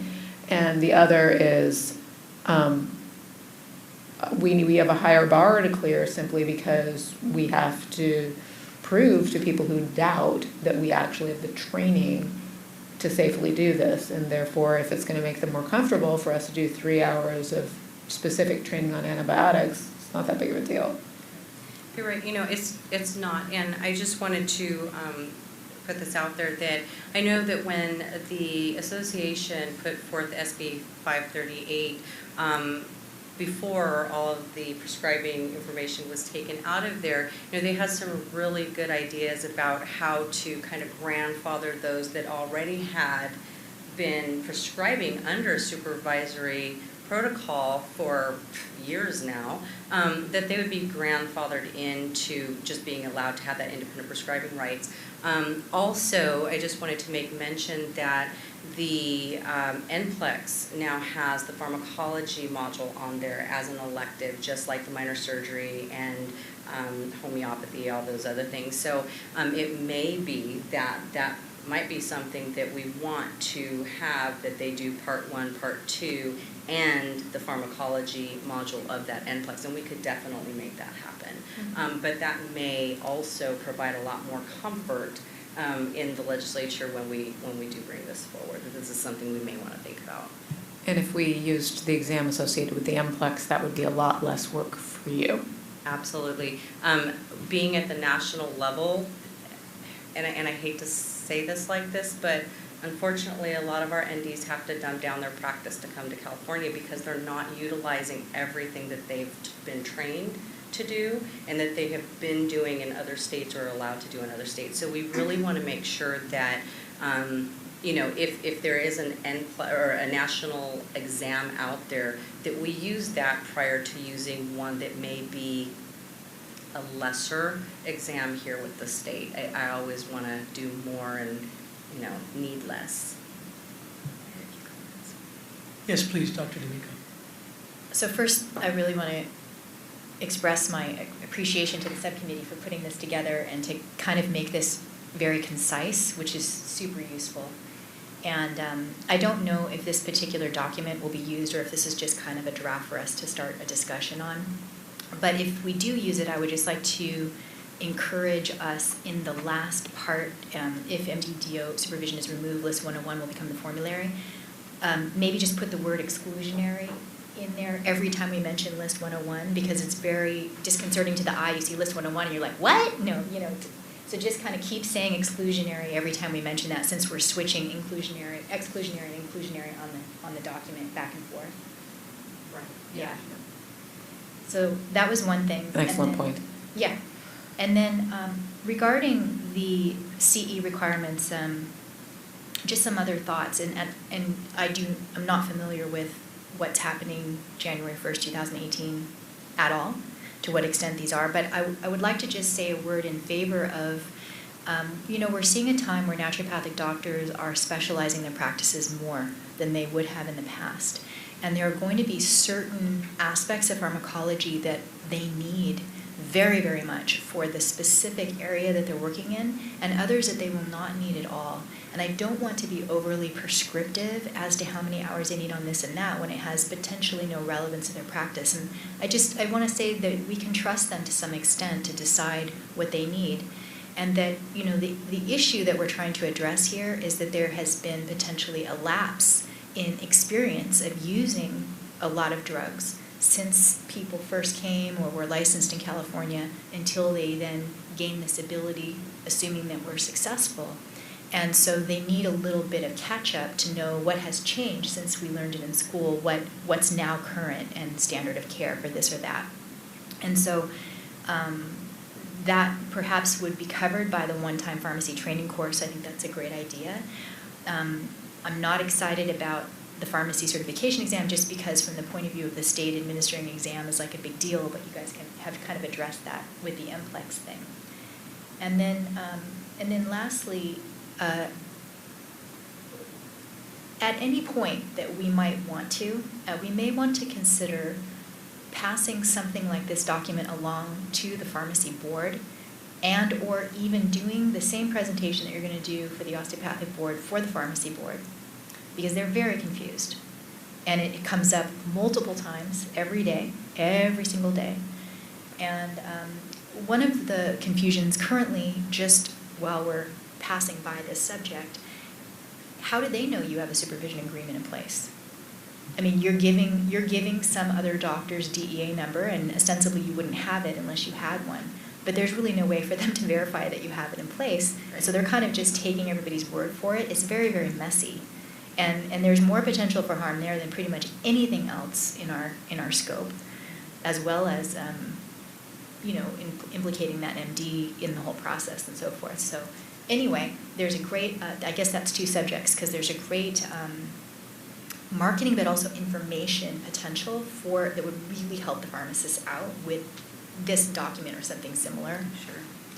And just to answer your question on that, we've reached out to the pharmacy board a few times on this, and the last time was when we gave them the legal opinion saying, hey, look, please let your pharmacists know what the law is and comply to it. So after that, I know that there was a decline in the calls that we were getting directly from the pharmacies, because for a long time there we were getting daily calls from pharmacies that were asking about, the licensee, if they were allowed to be prescribing this, if they had the doctor or the MD protocol in place. And because we have never tracked that, we have no ability to track that, we don't know which one of our licensees has that agreement in place with a physician. So you are right, it is very hard. There are times when a pharmacist may ask for that agreement because they want to make sure that they know our laws, but they want to make sure that law is being complied with by the licensee. So we can definitely reach out to the pharmacy board again. I can definitely get in touch with their EO and just start a discussion with, what would be the best way to let all of the pharmacists here in California know what those laws are and how to kind of. And another issue I can tell you from personal experience is that in the larger chains like Costco, Walgreens, and so forth, if they find that you're an ND, it just locks you out of their system. So it doesn't matter if you're prescribing a hormone or something that you're perfectly allowed to do. They can't even fill it in because their computer won't let them. Right. We've noticed that as well. But we have some pharmacies that are not located here in California, and they're a big corporate type of entity, and we've found that we're having some issues with that as well, because what they do is they go and use the list that the DA puts out, and with that, a lot of it has the mid-level practitioners, and unfortunately, naturopathic doctors are kind of considered in that realm right there, and we know that that's not the case. So we are definitely trying to bring education to those people that still don't understand the law, and we have to do it case by case because we're just not sure who doesn't know it yet. And I know there's quite a lot of the compounding pharmacies that they finally get it. There's a lot of the CVR or whoever it is that's local. They're starting to not have to call us as much. So we'll definitely get that done and contact the pharmacy and see how to best deal with this. Would it be a benefit to do the same presentation that we talked about earlier to the pharmacy board? Or are they already very familiar? They're no. Yeah, the pharmacy board's pretty familiar with this. As a matter of fact, I've talked with their executive officer a couple of times about this, so it is definitely something that's on their radar. It's just getting that information out to all of those. I mean, they have tons of pharmacies, as you know, so we'll make sure that maybe there might be something that they can put on their website that just hones in on that law and really clarifies it for everybody. Something like this document, I think, clarifies things and summarizes it very well. And so this structure could also be used in legislative efforts and so forth for educational purposes to help people understand the situation. Thank you. Yeah, I would like to express appreciation also for the clarity and the conciseness of the documents. Thank you. I just wanted to go through in summary and just list off the changes as I understand them, that we are, so that Rebecca, you could make these changes. So that we are removing oral chelation from the section on special training under list 101. That we are giving oxygen its own separate tab so that it's okay to use in any scenario, not just in emergency situations, and that we are going to work further on the any specific additional training or CE requirements that would be required if MD-DO supervision is lifted. Is that correct? And we're adding to hormones bioidentical and synthetic. Not the word bioidentical. Natural, we're adding natural or and synthetic. Just like the code says. Yeah. Great. And then Perfect. I would suggest after list 101 on the title, put exclusionary in parentheses, and after list 102, put inclusionary in just everyone. Well, 102 is actually, the wording is exclusionary because it says all medications are excluded except, so. It's still an inclusionary list, though. Right, so we can change that wording. We would have to change the sentence as well. Make it clear, whatever. Yeah. But whatever we want to do with that, I just want to make sure that we are clear that particular sentence does set it as an exclusionary formulary the way it's written currently. Any other comment from the committee members? Any public comment?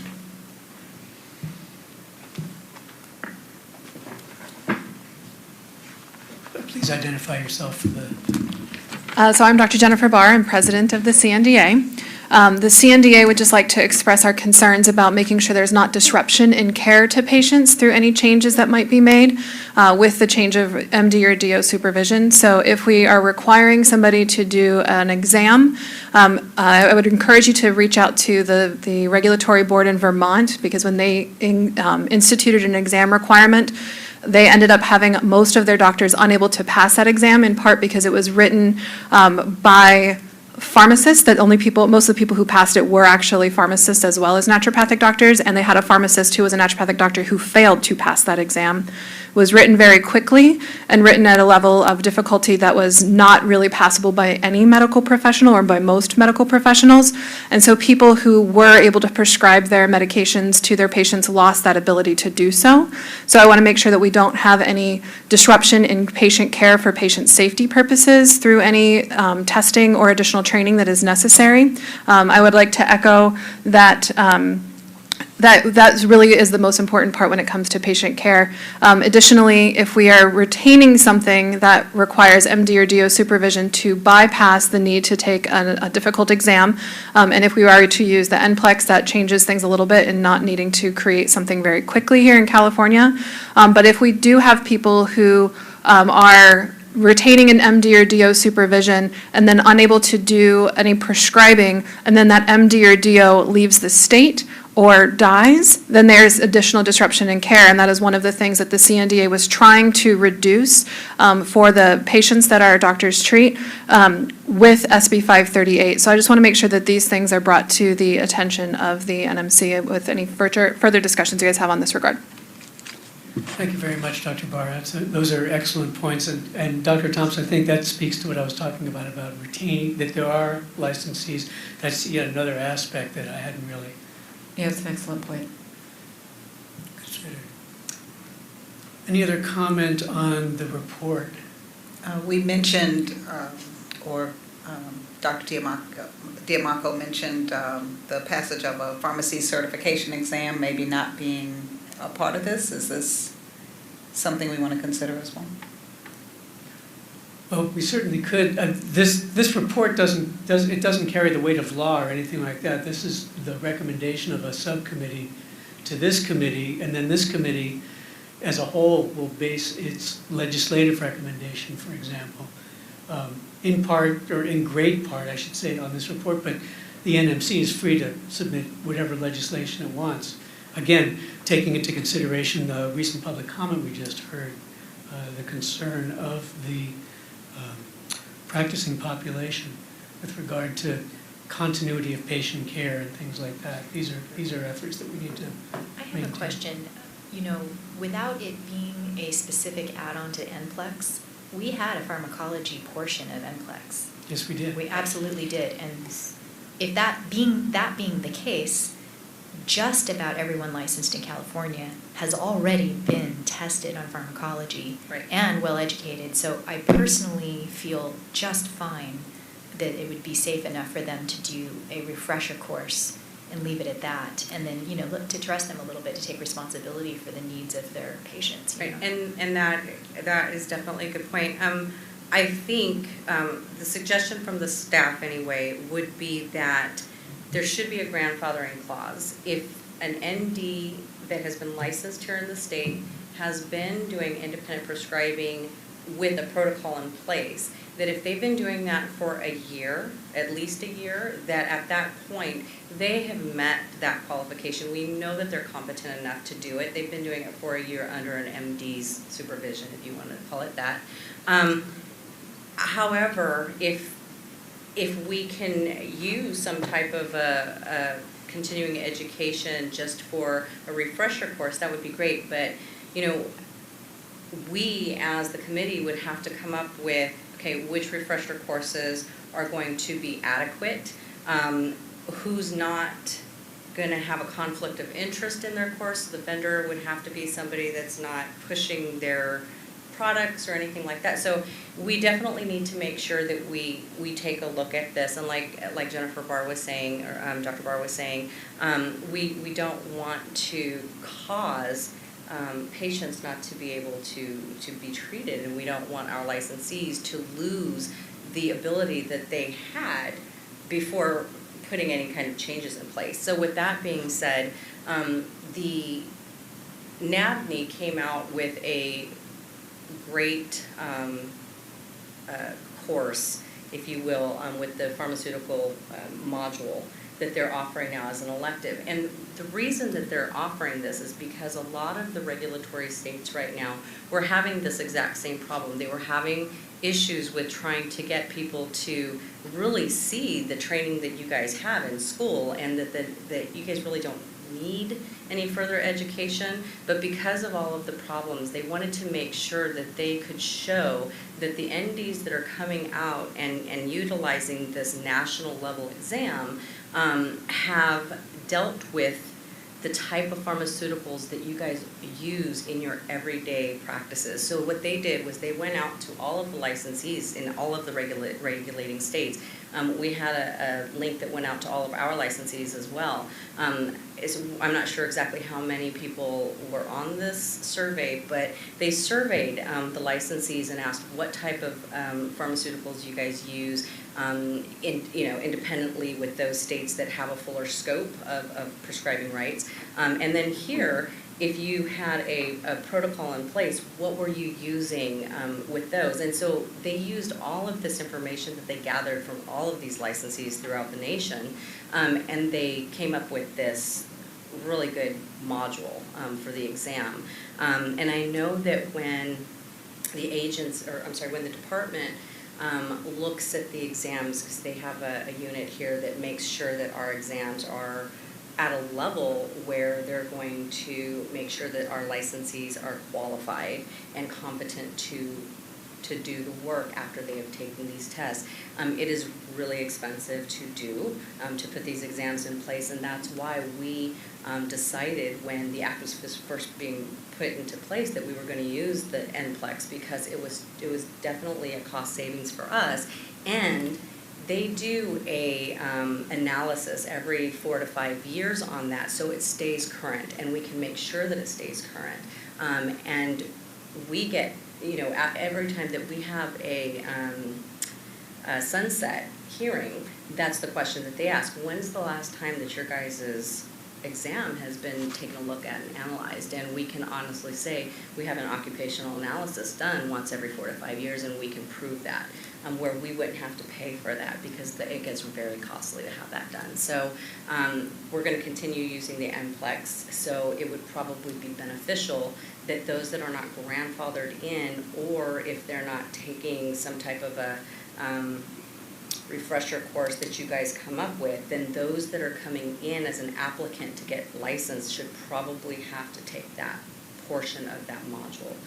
So this, just to clarify, this module, is this like an online class that you take prior to taking the test? So it's part of the NPLEX, and I'm not sure exactly how NPLEX does their thing, but it's just going to be exactly like if you took the minor surgery portion of it, it's going to be similar to that. It's just another module portion of their exam. I'm not sure if it's online. I doubt it is. Rebecca, you initially mentioned something about that NABNY had an educational tool. Maybe that's what Dr. Thompson also, and maybe we're just confused. Because does NABNY have educational tools? Elective and the exam. So the minor surgery is an elective. You don't have to take, so you have to take part 1 and part 2 for almost. It's an elective exam, it's not a class. It is an elective exam, I'm sorry. So I'm sorry if I confused you with that. It is an elective exam, yes. So it's just like you would do for the minor surgery or the homeopathy or any of the other elective exams that they have. Well, yeah, I mean, I don't see why we would come up with a separate exam if NABNY's already done it. Right. It seems. And I don't know that I would suggest that as a refresher course, but I would definitely suggest that for any new licensee that is applying with the state. So are you saying that they're thinking about removing it from the body of the current exam and making it an elective, so some people don't have to take it? So because it's only a small portion of the actual part 1 and part 2 exam, what they did was they created this pharmaceutical exam that really kind of dives into everything that a naturopathic doctor would have to prescribe in their practice, whether it's antibiotics, vaccinations, those type of things. So it just kind of hits on all of these areas that you guys or those that were in this survey had identified as things that they commonly use in a naturopathic practice. So it's not going to be things that you guys would never use, like radioactive drugs or chemotherapies, that type of thing. It's things that are currently commonly used in naturopathic practice. So it's a more thorough. Very thorough. And it's separated out, it's required though. It is not required. It is, right now, it is a elective course. However, there are Wait, not a course, an elective exam. I'm sorry, an elective That's exam. where we got confused, Sorry, okay. it is an elective exam, and those regulatory states, a lot of them are thinking about making it as one of the requirements. So Part 1, Part 2 pharmaceutical. So those states that are looking for full right pharmaceutical independent prescribing, that's kind of what they're looking at right now, which is why I'm suggesting this is probably a really good idea for new licensees. I'd like to ask a question of our Dr. Barr, if I may, since Dr. Barr, you commented earlier.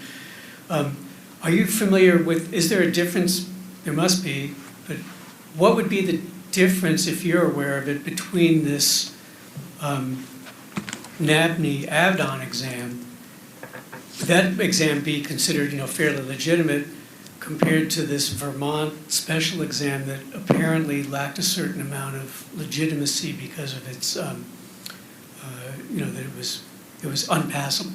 So the Vermont exam was created, one, rather quickly, and two, before the NABNY exam was available. So that was the reason that was used.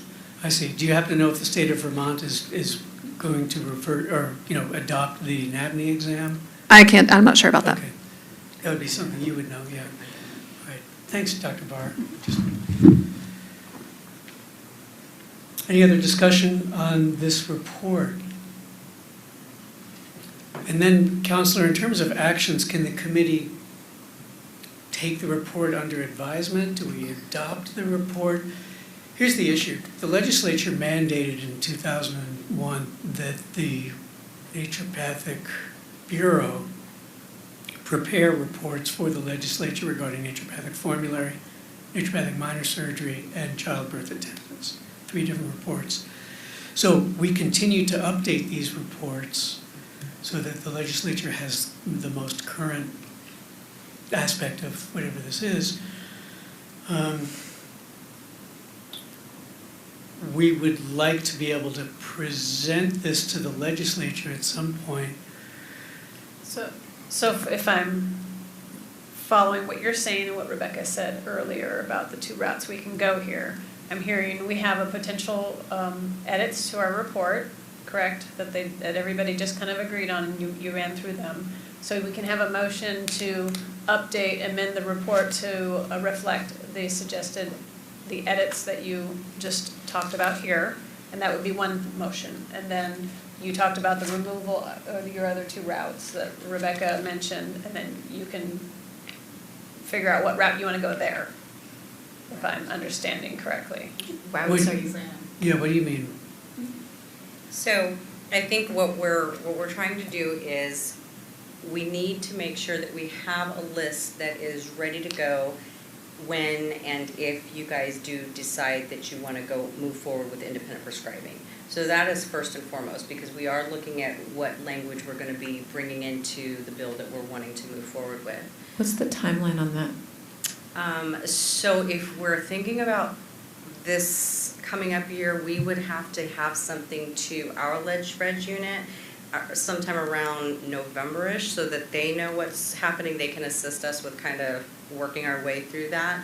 We also want to make sure that we, communicate with our stakeholders and find out if there's anything that we're missing. We just don't want any unintended consequences, which unfortunately we are dealing with a lot of those in our current act because it was done really quick. There was a lot of cut and paste. It was done so quickly that there was a lot of things that there were a lot of unintended consequences, and there was a lot of items between statute and regulations, which is kind of like in that gray area that nobody knows how to clarify. So, because it seems like, these edits are not that difficult, but that we need to not be stuck where they aren't approved prior to them being needed. So what do we need to do to make that happen? Well, we do have a teleconference scheduled for December 4th, which is, I think, timely enough that we can still move forward. If we decide we want to make a legislative effort around prescribing, if the committee wants to sponsor the bill, that we could get the substance of the bill to the ledge unit, we can have the supporting document approved at our teleconference on December 4th, with edit, and then that could be presented to the legislature as an addendum, and then we'd have regulatory language not regulatory, we'd have legislative language in place already through the ledge unit. I think we'll be okay. I have a question. Go ahead. And I'd really like us to pass it today. I don't want to wait till December. No, we're going to pass If it, we can. well, wait, we're going to vote on it today, and we can vote with the edits, right, as mentioned, and then they'll be published, so. The changes that are happening that we don't know about yet, January 1st, 2018, does that affect people in their current licensing period, or does it affect them on the subsequent one? So it becomes effective January 1st, 2018. So anything moving forward, if you take any courses after January 1st, 2018, they have to comply with that new law. So if you've taken a course already, and most of the courses that are approved by CNDA, they already meet all of those standards that are Yes. in this proposed legislation in SB 796. So I don't think you guys are going to have many problems. So it doesn't specifically say you need this many hours in this and this and that? No. The hours are still the same. It's Okay. just kind of how you can take the courses and what the courses need to pertain to. So it's just, they just wrote out what we already have been doing for forever. So, and like I said, we've checked with CNDA as they're one of the main approving authority for CE here in California, and they already said that they're doing the majority of what is in this already. So there's not going to be much issue, I think. So moving forward with this. So, just for efficiency's sake, can we agree that the only thing that we're still trying to figure out here is, so people who already have an MDDO supervision for over a year are going to be grandfathered, that we're fine with using the NPLEX exam for new licensees. So the people that we're really concerned about figuring out what we're requiring for them are doctors who have been licensed in California. They've been licensed for a period of time, so they're distant from the NPLEX exam, and they have not had an existing MDDO supervision agreement. So those are the people we have to figure out what we're doing with them. Right, and I think, and I want to say, and please correct me if I'm wrong, Dr. Barr, but I believe that when CNDA brought SB 538 forward, they really, these were all things that they really got into the weeds of these things. So they took all of this into consideration. They had some really good suggestions on how, in the proposed language, on how we could deal with those.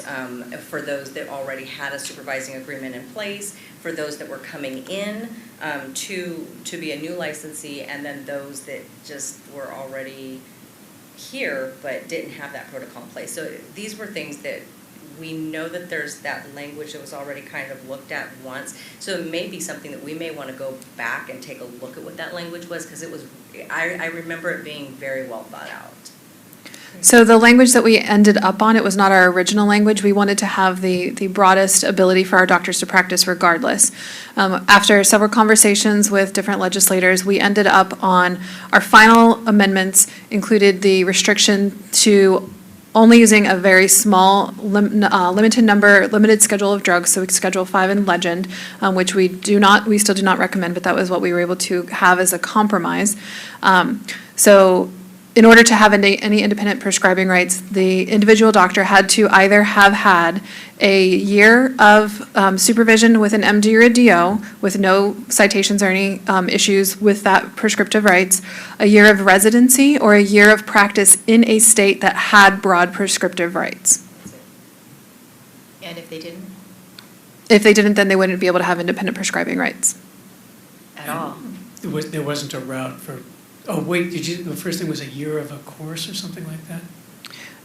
It was to, so it was, wait, I don't think we actually had, I'd have to look up the exact language. It's okay. But those were those three options for being able to have independent prescribing.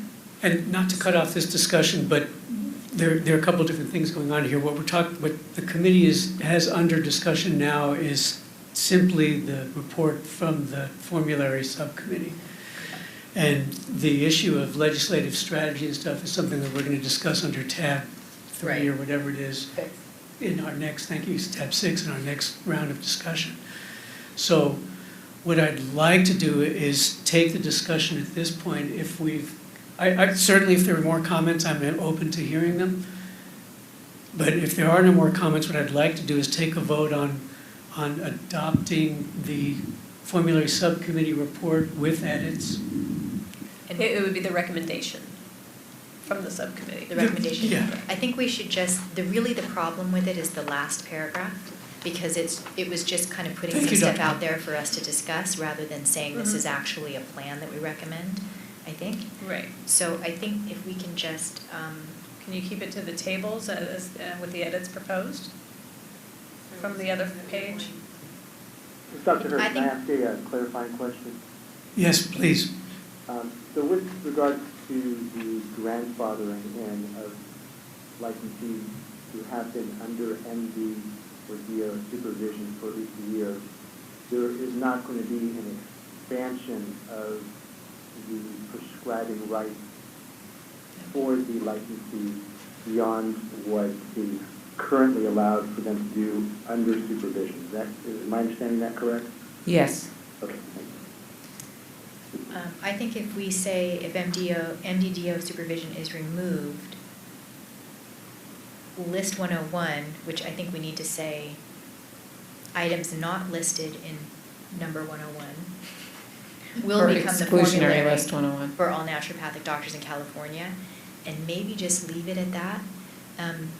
We know in the process of doing anything, there's interested parties are going to say, oh, but you need to have a refresher, and then it's going to be brought up anyway, and we will have to modify. So rather than being too prescriptive right now, perhaps we can just take all that out, keeping in mind that we could say, the committee would certainly consider doing a refresher course or making exam requirements or whatever, but without actually committing us at this early stage. Because, one of the things that came up during our discussion on the subcommittee meeting was that, stakeholders are definitely going to want to be reassured that naturopaths who either on their own or certainly if there's any expansion of the prescribing rights, of prescribing capacity and abilities, that they have the, current competency to do so. And if you've been, out of school, for a while, and now the committee allows you to prescribe a drug that you haven't really dealt with for several years, the stakeholders are going to want to make sure that there's sufficient, current competency to make sure that it's safe to do so.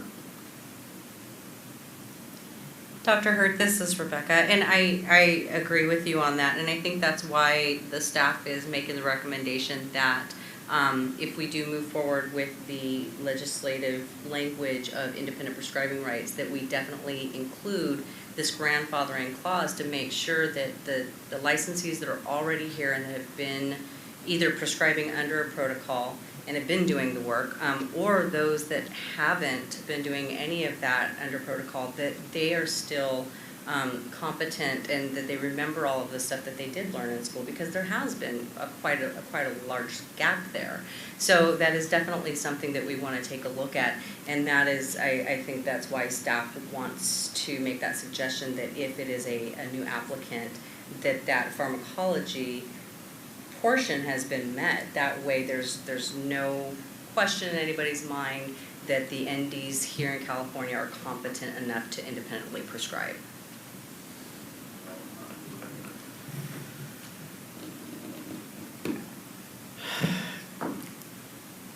Can we adopt this report with edits without having the edited copy in front of us?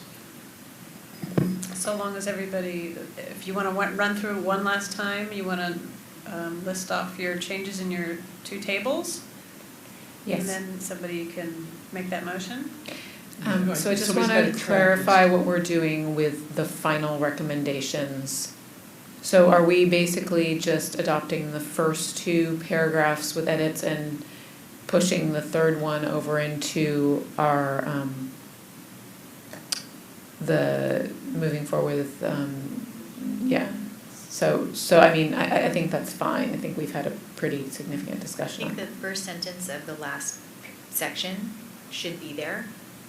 Hang on a Some minute, clarification. which paragraphs and sections? and So sections. there is section one, list 101, there's list 102, which people are not having much of any disagreement about. So we're good on those with just those few edits, which I'll list through in a moment. It's this last section about the removal of MDDO supervision, which we need to do more work on. And I think that that is part of bringing new regulation.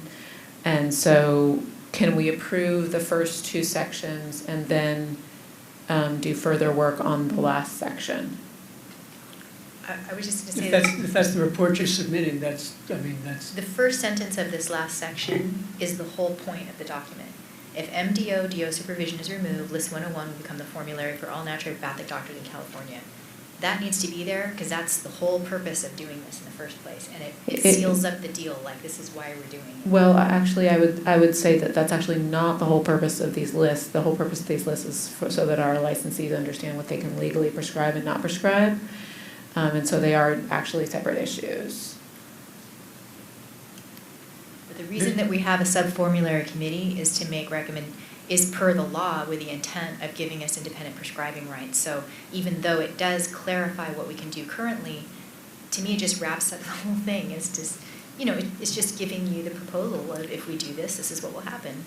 I would say that if we remove the wording, if MDDO supervision is removed, just remove those words and say, we recommend that List 101 become the formulary for all naturopathic doctors in California. Because that is the formulary word that. We could say something very simple, that we recommend that MDDO supervision be removed and become the formulary for all naturopathic doctors in California with appropriate training and something that just sort of summarizes that we are going to then come forward and say like what the appropriate exam and training requirements are. I guess I've heard, from public comment and from this previous discussion that the removal of MDDO supervision is something that we don't even want to seek necessarily. So yeah. That might be, I understand that how the committee. Right, no, I understand what you're saying, which was your original point, and I'm sorry that wasn't probably the wording that I wanted, but. Right, so what I'm recommending is that if only those words removing those 6 words, if MDDO supervision is removed. Just strike through those, and then you can maintain that last paragraph saying that the committee recommends List 101 becomes the formulary for all naturopathic doctors in California. The exclusionary formulary, thanks. Yes, the exclusionary formulary, as Dr. D'Amico has pointed out, will become the exclusionary formulary for all naturopathic doctors. Then I think the document stands pretty well. Okay. Based on what we've heard here and what's been discussed historically. Removing everything after that at this time, right? Well, we're just about to discuss that under tab 6, Okay. Yeah, we're going to go into tab 6 in greater detail. We'll talk about legislative strategy and words to use and what do we want to pursue legislatively and all that. So will there be a separate legislation to try and get MDDO supervision removed? I thought that was the goal. That is because that is the ultimate. ultimate. No, the goal is independent prescribing. Yeah, correct. Right. Which would be removing. No, not necessarily. It's different? You could have, the licensees could still have independent prescribing, which we currently do.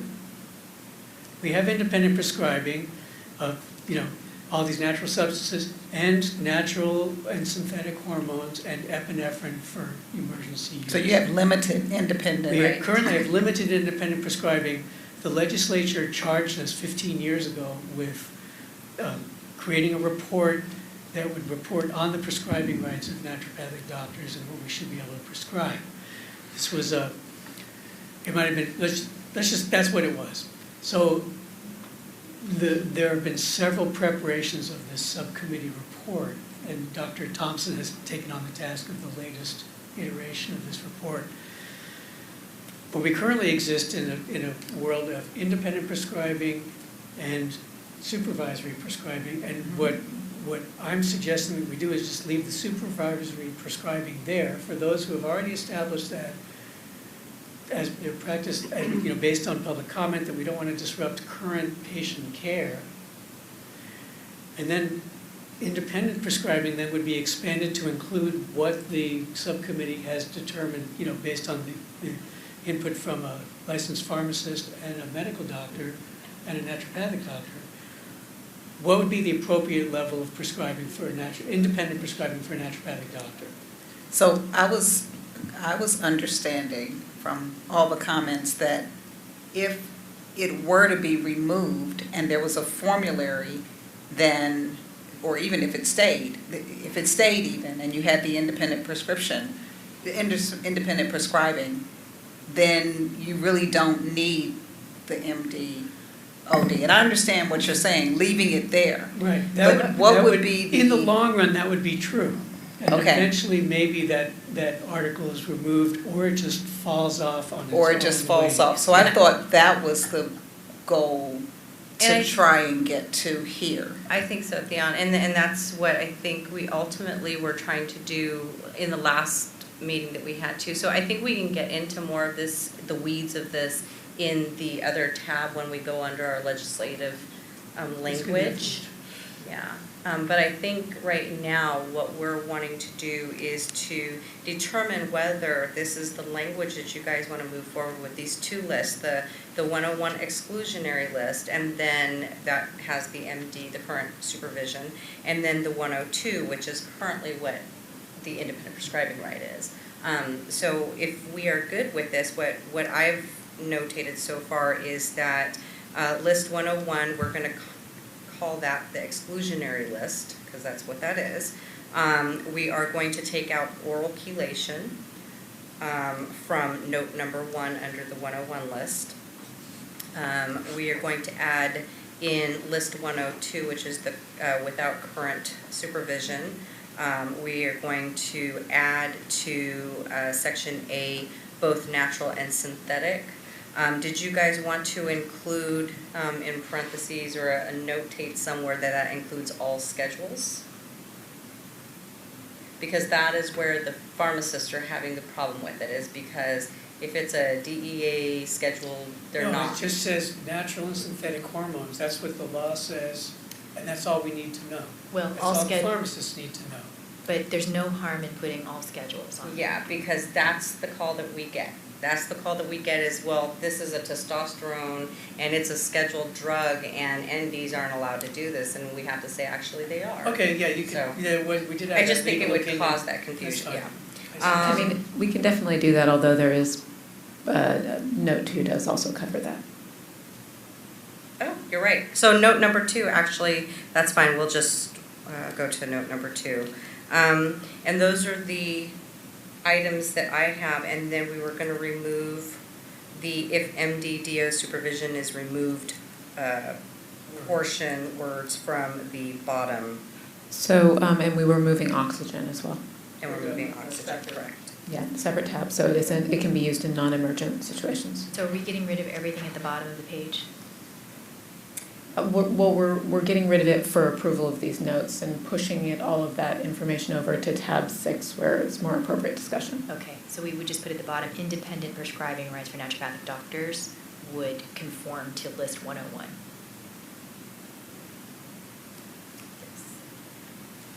Or just list 101 will become the exclusionary, we suggest that list 101 become the exclusionary formulary for all naturopathic doctors in California. That's it, just like that, and that's all that we have to say. And Okay. then in terms of these additional requirements, we can discuss those as a legislative strategy or appropriate strategy. exactly.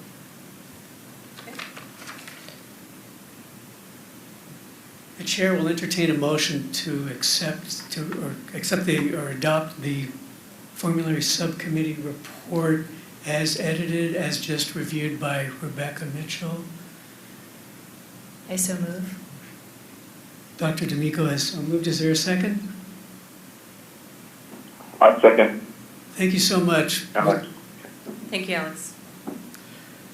Okay, I'm going to go ahead and take a roll call vote. This is going to be to approve and adopt the report as edited. We've got Dr. David Field, Aye. Dr. Greta D'Amico, Aye. Dr. Michael Hurt, Aye. Dr. Theon Gordon, Aye. Dr. Miles Spar, Aye. Mr. Alexander Kim. Maybe Alex, he muted. I'm sorry about that. thank you. Yeah, aye. Gotta love that mute button, right? And Dr. Dara Thompson. Aye. All right, we've got 7 ayes and no other votes. All right. At this point, the chair is going to unilaterally declare a recess for lunch.